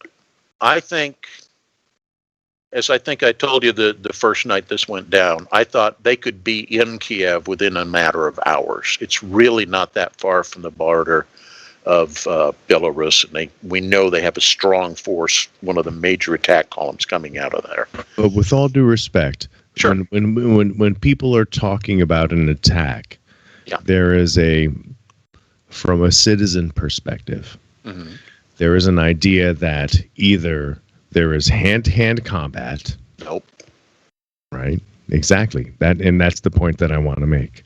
Right. Versus dispassionate missiles being deployed. So talk to us about when, let's imagine that I'm Kiev and you are Russia. Okay. What is the approach? The way I would handle such an operation were I executing it would be you use heliborne assault troops to grab whatever key bridges you need. And you do that immediately following a major artillery strike on those areas to suppress whatever Ukrainian army defenders are in place. And I think real quick. So I'm going to stop you right there. Artillery strike. From what distance can that be accomplished? 15 miles, 20 miles. Modern artillery systems are very long range in many cases. Okay. So for all intents and purposes, you can land and set up 15 miles outside of your destination and accomplish your goal. Right. And the other thing to realize is that most of the artillery today is self-propelled. It's not you drive it behind a truck and then you have to unlimber it and rig it to fire and sight it in and everything. These guys just drive up in their armored vehicle that has a big artillery piece, and typically they won't stay in one place. You fire off a volley or two and you get the hell out of there because you don't want to be there when the counter battery fire lands. So the whole idea is to be mobile. So you do that, you hit the bridge sites, then you land heliborne forces to secure them, and then rapid movement by armored forces, and armored does not just mean tanks, it means armored personnel carriers, infantry fighting vehicles, self-propelled artillery, rush through that breach towards the next objective. And you kind of repeat that pattern, leapfrogging your way in. The big problem you end up with is when you hit an urban area. And then what? Well, and then what ethical considerations? Well, yeah, to an extent, but let me cite an example case here to show you. The city of Grozny. Chechnya War. Right, in the Chechen uprising. The Russians had to take that city because it was a major transportation hub. And the Chechens fought tooth and nail to hold it. So eventually the Russian solution was to flatten the city. Just destroy everything. Who gives a damn if we kill 10, 20, 30,000 civilians and drive all the rest out? That's not important. What's key is to take said city. And I think that's what you're kind of seeing with what's leading up towards Ukraine right now, with what appears to be fairly indiscriminate missile and artillery bombardment of some of the outlying suburbs. They're trying to clear those approach routes into the city center. Yeah, and that's the thing. And to continue what you were saying, like when in Grozny, part of the what led them up to the flattening is that they went in. The tanks went in without infantry support, and of course, it's very easy for people in buildings with RPGs. You're shooting down onto the top of the armor of a tank, and which is the thinnest part, or other than maybe beneath it. And so they lost a lot of tanks. And then they had to change their approach because what they were doing wasn't working. In fact, it was going so badly that they actually withdrew the T-80 tank from service for a while because it was not suitable for urban operations. Exactly. So once they reach those outskirts, then they're going to have to go in for a long, drawn-out city fight, assuming the Ukrainians are resisting. And in that kind of environment, as was shown both in the Ghetto Uprising and the 1904 uprising by the Home Army of the Poles in Warsaw, even very poorly equipped troops can hold out for a substantial period of time against a major, well-equipped, fully supported offensive force. And we know that the Ukrainians have been basically handing out AK-47s and ammunition and everything else to anybody who turns up at a military or police station to go and try to defend their city. So we could be very easily looking at another Grozny if things bog down. And the humanitarian cost against civilians in that area could be horrendous. Yeah, I would say I can't remember the name of the castle. And granted, this castle's not the same as the city, but it was held out in a siege by like 5 guys and the Oh, you're talking about the Brest-Litovsk fortress? Yeah. Basically, 5 guys held it out for like an incredible amount of time. Yes and no. Actually, organized resistance kind of collapsed after about 4 days. But there were small cadres that held out in the magazines, the ammunition storage areas underneath the castle for close to a month and a half. But that's not an organized resistance. Well, by that time, the majority of the German forces, other than rear area security forces, had already moved on. Okay, I'm getting confused. Well, I was actually talking about a medieval siege. Oh, I'm sorry. I thought you were talking about modern operations. Yeah, but even there, I mean, the fact that anybody could hold out against a superior force like that in any cases. Oh, absolutely. Or another one is Wake. The Wake Island defenders. I mean, they had a battalion. Yeah. Defending against like 4, multiple ships and like a division. I think it was the Japanese had. No, it was a regiment basically. Regiment. Okay. Yeah, so the Marine defenders on Wake were outnumbered about 3 to 1 if you're just counting ground forces. Yeah. All right. I did. I sent a DM there to Mr. Maute. Let me know on that. So just so everyone knows, and I think we're going to be bringing Xandring in. We're not going to change over yet. Normally, if things start to get intense, we'll go to overtime, and we can plow through a huge amount of data very quickly. And actually, we can do the changeover and keep everybody who's here. But that just becomes suddenly a very different show, and I think everyone's enjoying themselves. So I'd like to keep this going at least for a little while. I mean, After Dark can often go for a while, but I also don't want to go until everyone's exhausted. What we do know, just so, and we're not going to do a rundown. After Dark isn't really the time for that. But what we do know is that there was fighting. There was fighting outside the zoo. We've got some footage of that. We'll save that for After Dark. There was some fighting on Kiev Ave. And they did attempt to take the power station. It looks like they've been repelled in all of those, but there are troops in Kiev right now, and it appears as if they're not attempting any further advancement. So we'll keep everyone up to date on that. And if it looks like there's a full-out assault, we'll switch over. What's the update on Chernobyl? I haven't heard anything else on Chernobyl. Let me look into that right now. Last night there were attacks against it. It does demonstrable. So the radioactive spread. The last I heard was that there had been what appeared to be an inadvertent shelling. So they took Chernobyl very quickly, ostensibly, and that tells you a few things, although McMillan would know far better than I. But that means they're planning on sticking around, and nobody wants Chernobyl. Nobody wants to be responsible for that.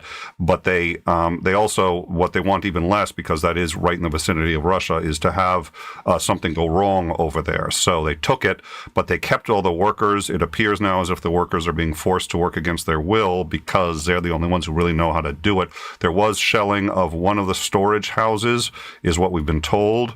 But I think you're right. I'm going to look into it and see if anything else has changed. But last I heard, one of the storage houses had been hit. There was a release of material, but so far, not much. The average change is not much more than what you might get in an X-ray. So just going down to the doctors and getting an X-ray, it is not serious, but we do know that hotels and other buildings in the area that have internal water supply and storage have actually switched over to that in case it gets worse. But right now, it's not seriously dangerous. So there's been a release of nuclear material, but that we know, and the UN's Atomic Energy Commission, I think it was, or the U.S., I'm conflating terms there, but it's been independently verified that there is an increase in radiation, but to the best of everyone's knowledge, at least where it's been measured, we don't know actually at Chernobyl, but where it's been measured, it's within tolerable levels. So that's what I've heard. So we'll keep going at any rate until then. Like I said, right now it looks like Kiev is not under a major assault. It looks like one started but has not continued. There isn't fighting. There was some fighting in the streets, and they're there, but they're not pushing forward to the best of our knowledge so far. So I was looking at live streams from. There's one channel I'm looking at as live streams from multiple locations, aggregated, and. It looks pretty quiet. I mean, they got cameras in Kiev, in Lviv, Gorodok, Odessa, and Sumy. Look like there's in Sumy. There's buses going down the street, and I see cars in. I'd love to get everybody's take on the UN. Before we do that, the UN ambassador for Ukraine screaming.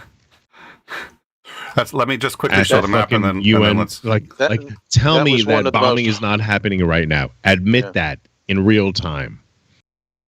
That was one of the most heartbreaking speeches I've seen in a long time. That was very impactful. That was some shit. So this is. I mean, that's inside Kiev right there, and so there is fighting inside Kiev, but it's not intense. But we do have the.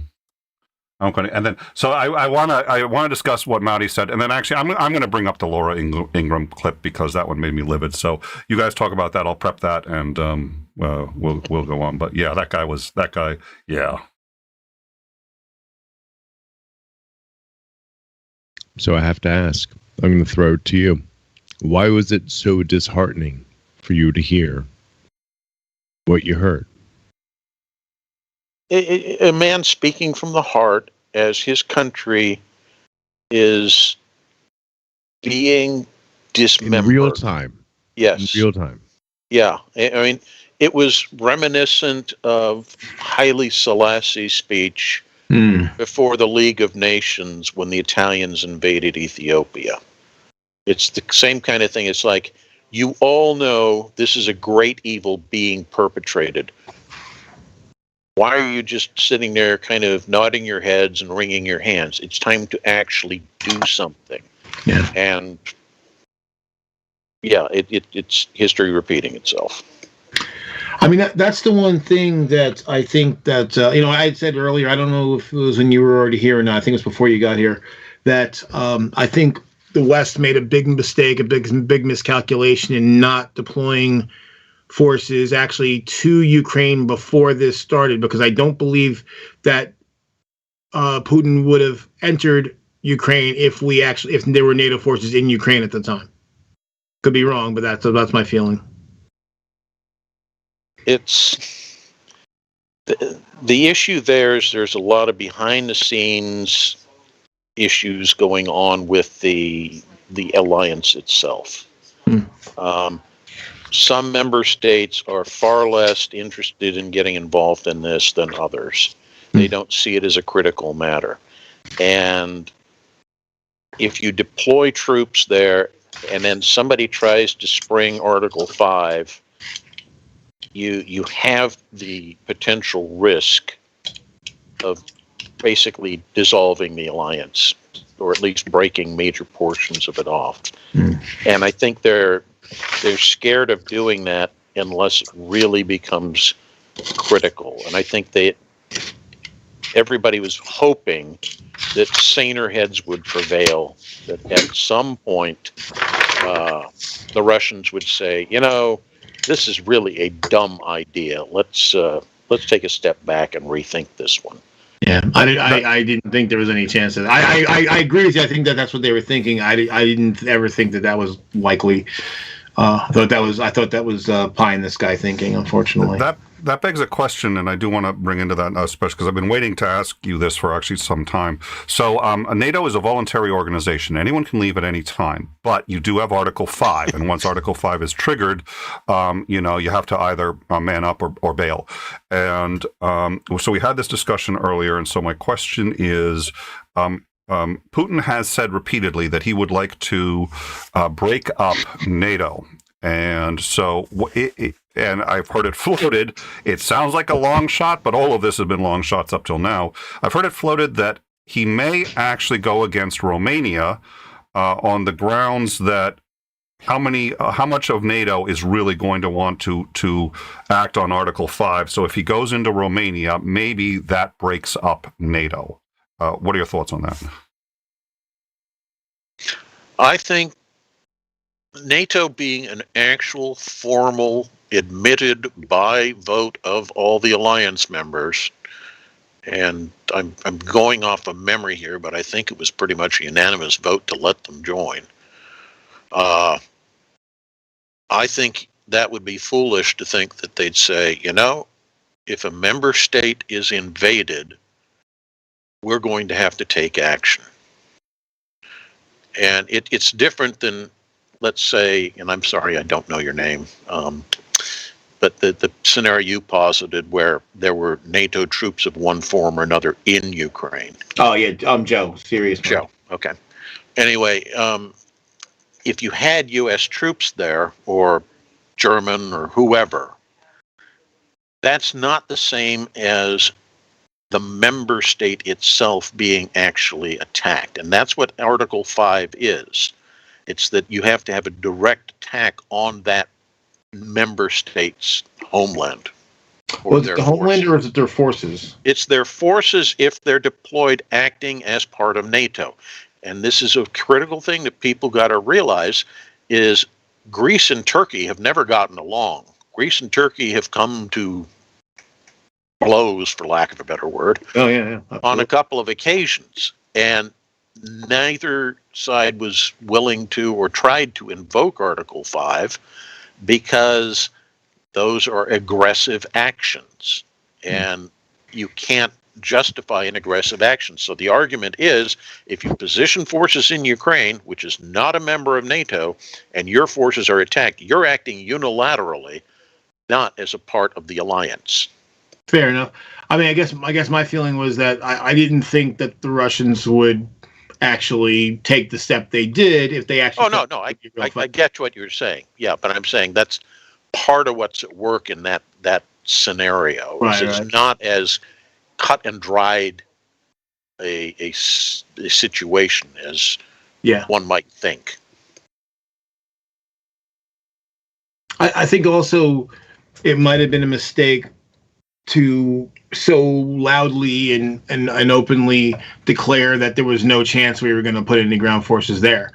And I know that was done for domestic purposes, but I think that was a mistake to basically tell it. You know, if you tell your enemy, well, I've got a whole bunch of tools, but I'm not going to use these tools no matter what. I'm not going to use those tools. You know, I think that. You know, I think it's better to leave them guessing. Yeah, but we're also dealing with a president who's not on as firm a ground as he ought to be or could be. There's still a lot of opposition to Biden in this country from fringe elements. True.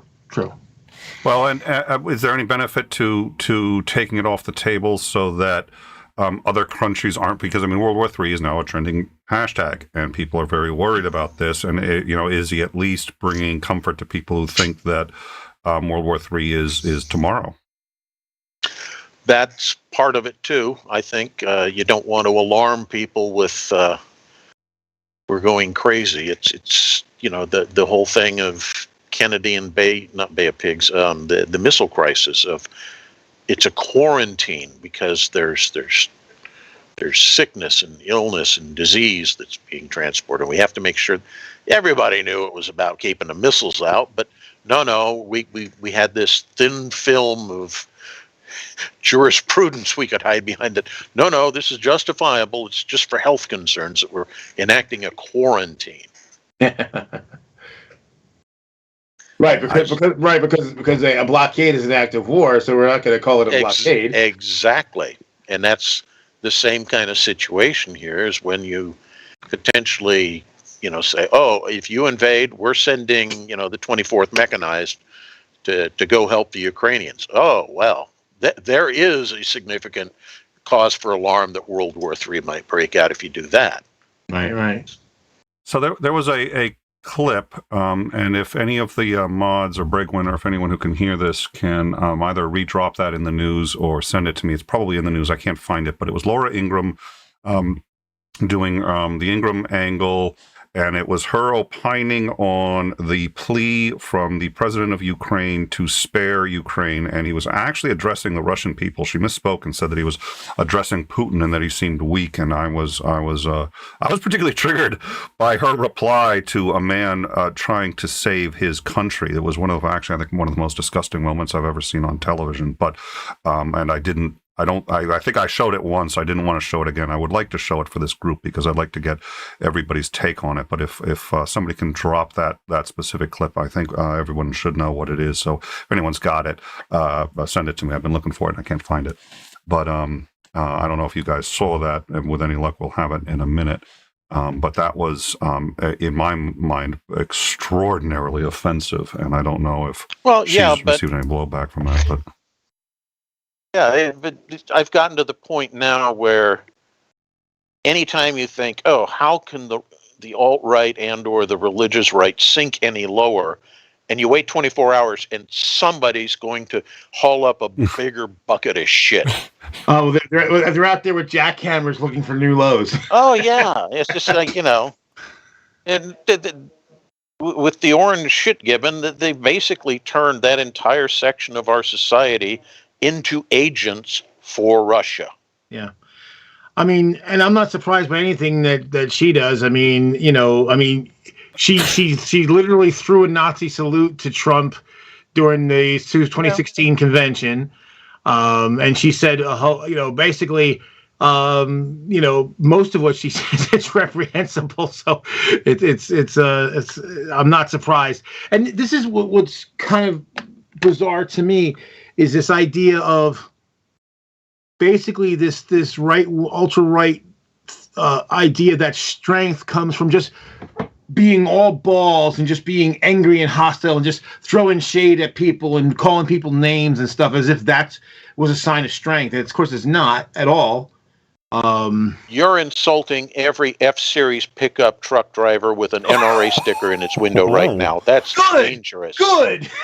That's great. I'm glad because they should be insulted. It's funny though because if they're insulted, I would say, well, are you acting like a snowflake? I mean, because supposedly we're snowflakes for finding offensive, purposely offensive things offensive. But and not to diverge too much, but this is one thing that gets me: is anytime someone who makes stock in going out of their way to offend people or to trigger somebody, then acting like the victim when the thing they tried to do happens. Yep.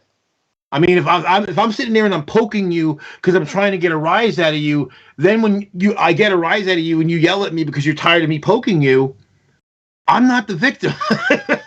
It's Goebbels' big lie, and they have perfected it to a science. No. All right. Well, I'm going to take one more stab at finding this. I think here's where we stand. I think we're going to start to wrap this up. 𝐓𝐢𝐬𝐿𝐷 is here, and I want to make sure that 𝐓𝐢𝐬𝐷 gets, at least 10 or 15 minutes if he wants to take it, and I want to make sure everyone else gets a little more time. Then I think we're going to start to wrap things up. We're probably at a minimum going to do an overtime just to do a rundown and talk about what has happened for the last 24 hours that we haven't covered. But the good news is it does appear that there was some kind of attack against Kiev. It was either half-hearted or the forces were just insane, but it does appear to have been repelled. It appears that they tried to take the power generator. It appears that they were actually on Kiev Ave, and there was fighting just outside the zoo. We've got some footage of that, but it seems to the best of our understanding at this point, have been repelled. We don't know if they're planning on going. And I would actually like to ask Commander McMillan if he thinks that, was that a genuine attack, or are they about to do something much more concerted? But at any rate, it doesn't look like they brought in the Air Force or anything else like that. So I can't believe it was full-hearted. But at any rate, I'm going to see if I can find the Laura Ingraham thing. We'll give this another 10 or 15 minutes here. We'll go to overtime. If there's nothing new, we'll do a rundown and then maybe call it a day. Otherwise, we'll cover whatever new has happened. So if that sounds good to everyone, 𝐓𝐢𝐬𝐷, thanks for coming. And was there anything that you wanted to add to this?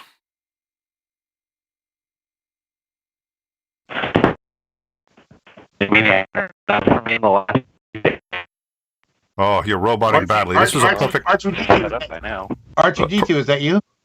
Perfect time to get a new phone. Yeah, no kidding. We can hear you now, so that's good. Oh, you can hear me now? Yeah, you seem to have improved. That's good. Hey, where is the Yoda? Anyway. Oh, there it is. So we're just wondering if you had any thoughts or anything else that you wanted to contribute there.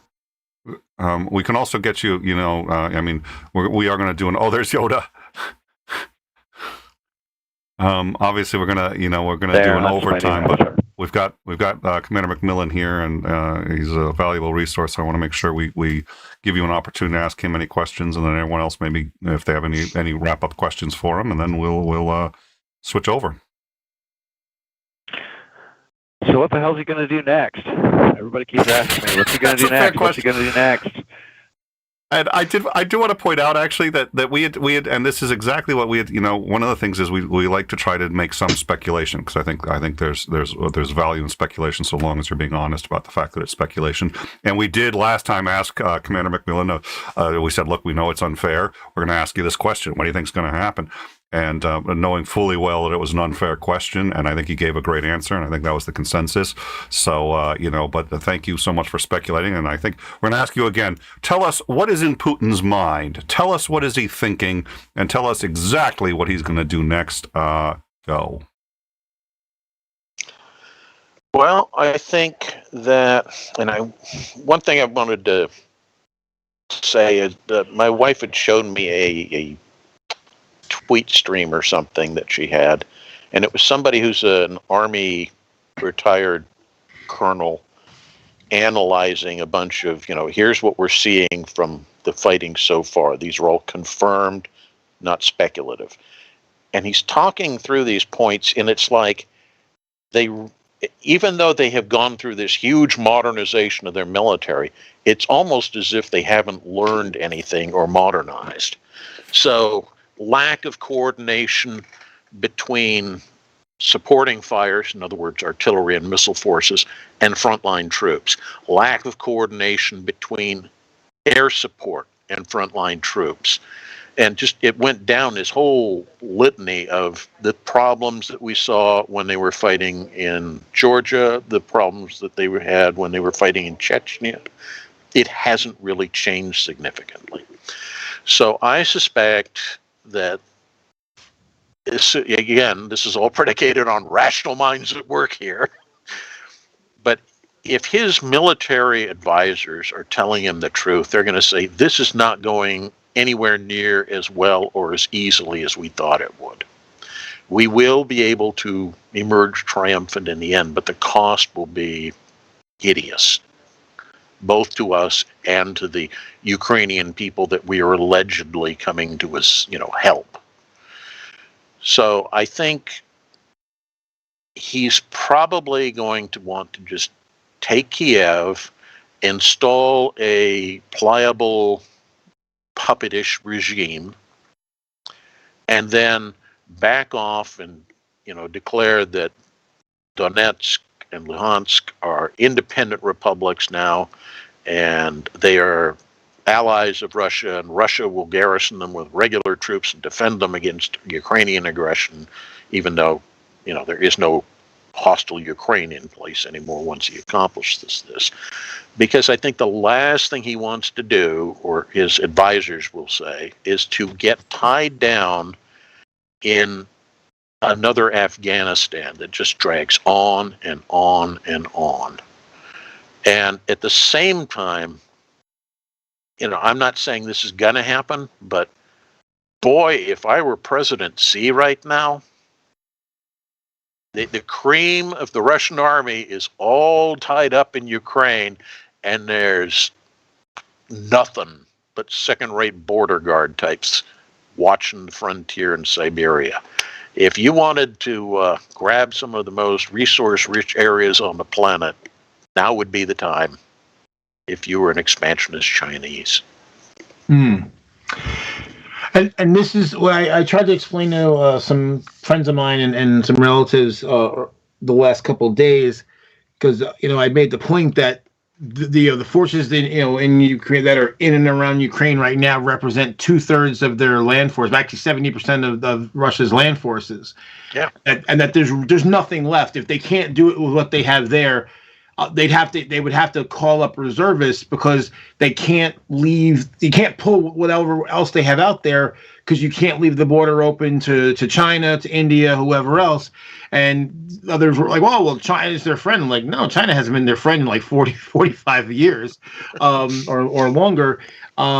So yeah, and plus, like you said earlier, that Russian paranoia, even if they were getting along better than they were, they think they'd be concerned about opportunism on China's part. But as far as what's happening with Kiev tonight, if we're being generous, then maybe we'll say that this was a probe, in which case in a probe you don't commit, you try to feel the enemy out and see where their weak spots are, where their strengths are, so you can redirect your main assault. But I think the commander is right that they haven't learned anything from the last 30 years of warfare that they've had in various places, and they're making the same damn mistakes over and over again, and that they're just that incompetent. Yeah, I suspect he thought this was going to be the 1938 Anschluss, where he just held a victory parade as he strolled into Kiev. Right. And as the Germans had in that invasion of Austria, like 3/4 of their vehicles broke down before they got to Vienna because they were just disorganized and didn't have maintenance procedures in place and so forth. And I think that's what's going to happen here is they're going to realize, we aren't as good as we thought we were. Maybe it's time to take some serious re-looking at where we are. And you don't want to do that while you're tied up in the middle of a protracted guerrilla war. Yeah, sometime when all this is over, it would be really cool for you to come on and like you're talking about like World War II, just like stuff. Because I love talking about stuff like that. Because I think there's a lot of things that people believe about those conflicts that aren't really true. They're kind of in the popular belief, but they're people who know that they're not actually true or they're exaggerated. Yeah. Like the myth of the tiger and the panther being these wonder weapons and they were the tiger was kind of too advanced for its own good. Yeah. How many tigers could you build as opposed to how many earlier Mark IV tanks could you build? It was just complete idiotic waste of resources. Yeah, and that's the thing. That's why they only built 1,500 Tigers versus several thousand Panzer IVs. Yeah, and for the same reason, that's why we built 52,000 Shermans between what we fielded and what the British fielded. Yeah, and we had a better tank, but it was easier to just keep producing the same one, which was good enough. Right. All right, I've got the clip I was looking for. That was Bregman again, so thank you. Although a few other people did try to help, so I sincerely appreciate that. I'm going to play this clip, and it's since the interface here again, this is not necessarily what this is designed to do. So I'm not convinced you all will be able to hear it. But let me grab the audio, and it should let me. I'm going to make sure that the audio, if I can, gets pumped into everybody here. I do have it, and I'd like to play it.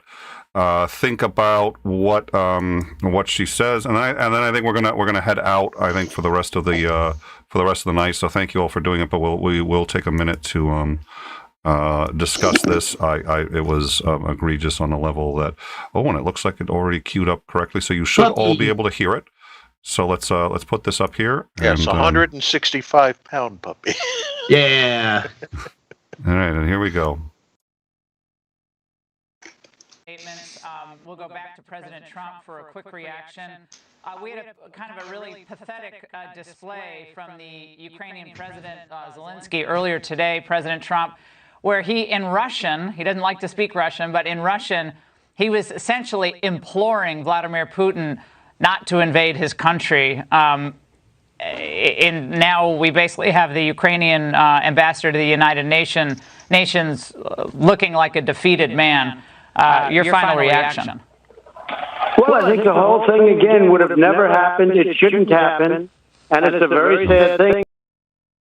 Okay, so that was. I'm going to play that one more time because I wasn't able to up the volume for the guests at the back until the last second. But this was also where Trump admonished Laura Ingraham for giving away U.S. I think it was U.S. troop positions or Ukrainian troop positions when she was talking about Russia. We're going to, which apparently she can see from her house. At any rate, let's monitor this. Continue to monitor statements. We'll go back to President Trump for a quick reaction.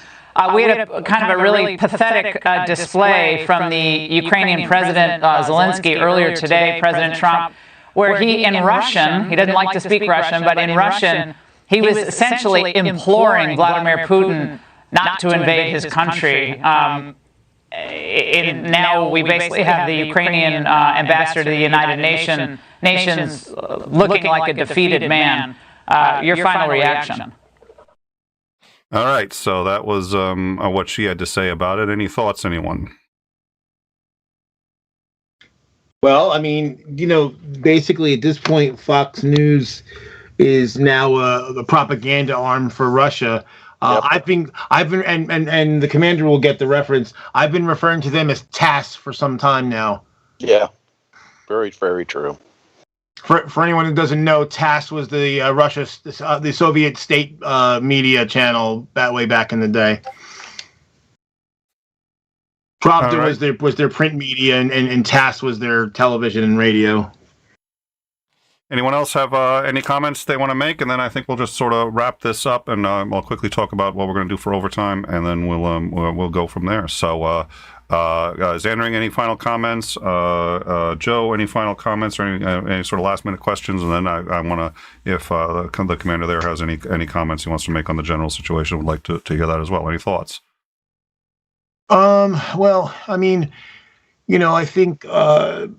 It's going to be interesting the next few days to see how things go and see what impact happens at home. Because, I mean, if it looks like there's thousands of people now starting to protest in Russia, if he loses what support he already has, this may end very differently than he expected it would when it started.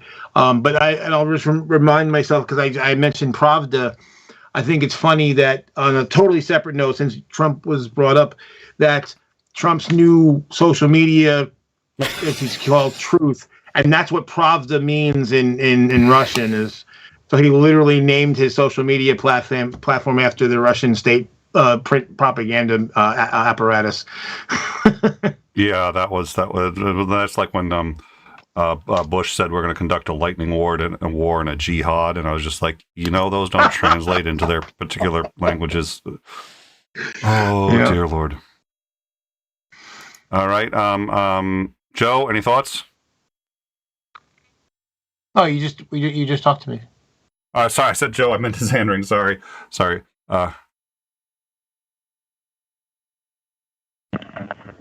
I think that it's going to be crazy wild to see what's going on.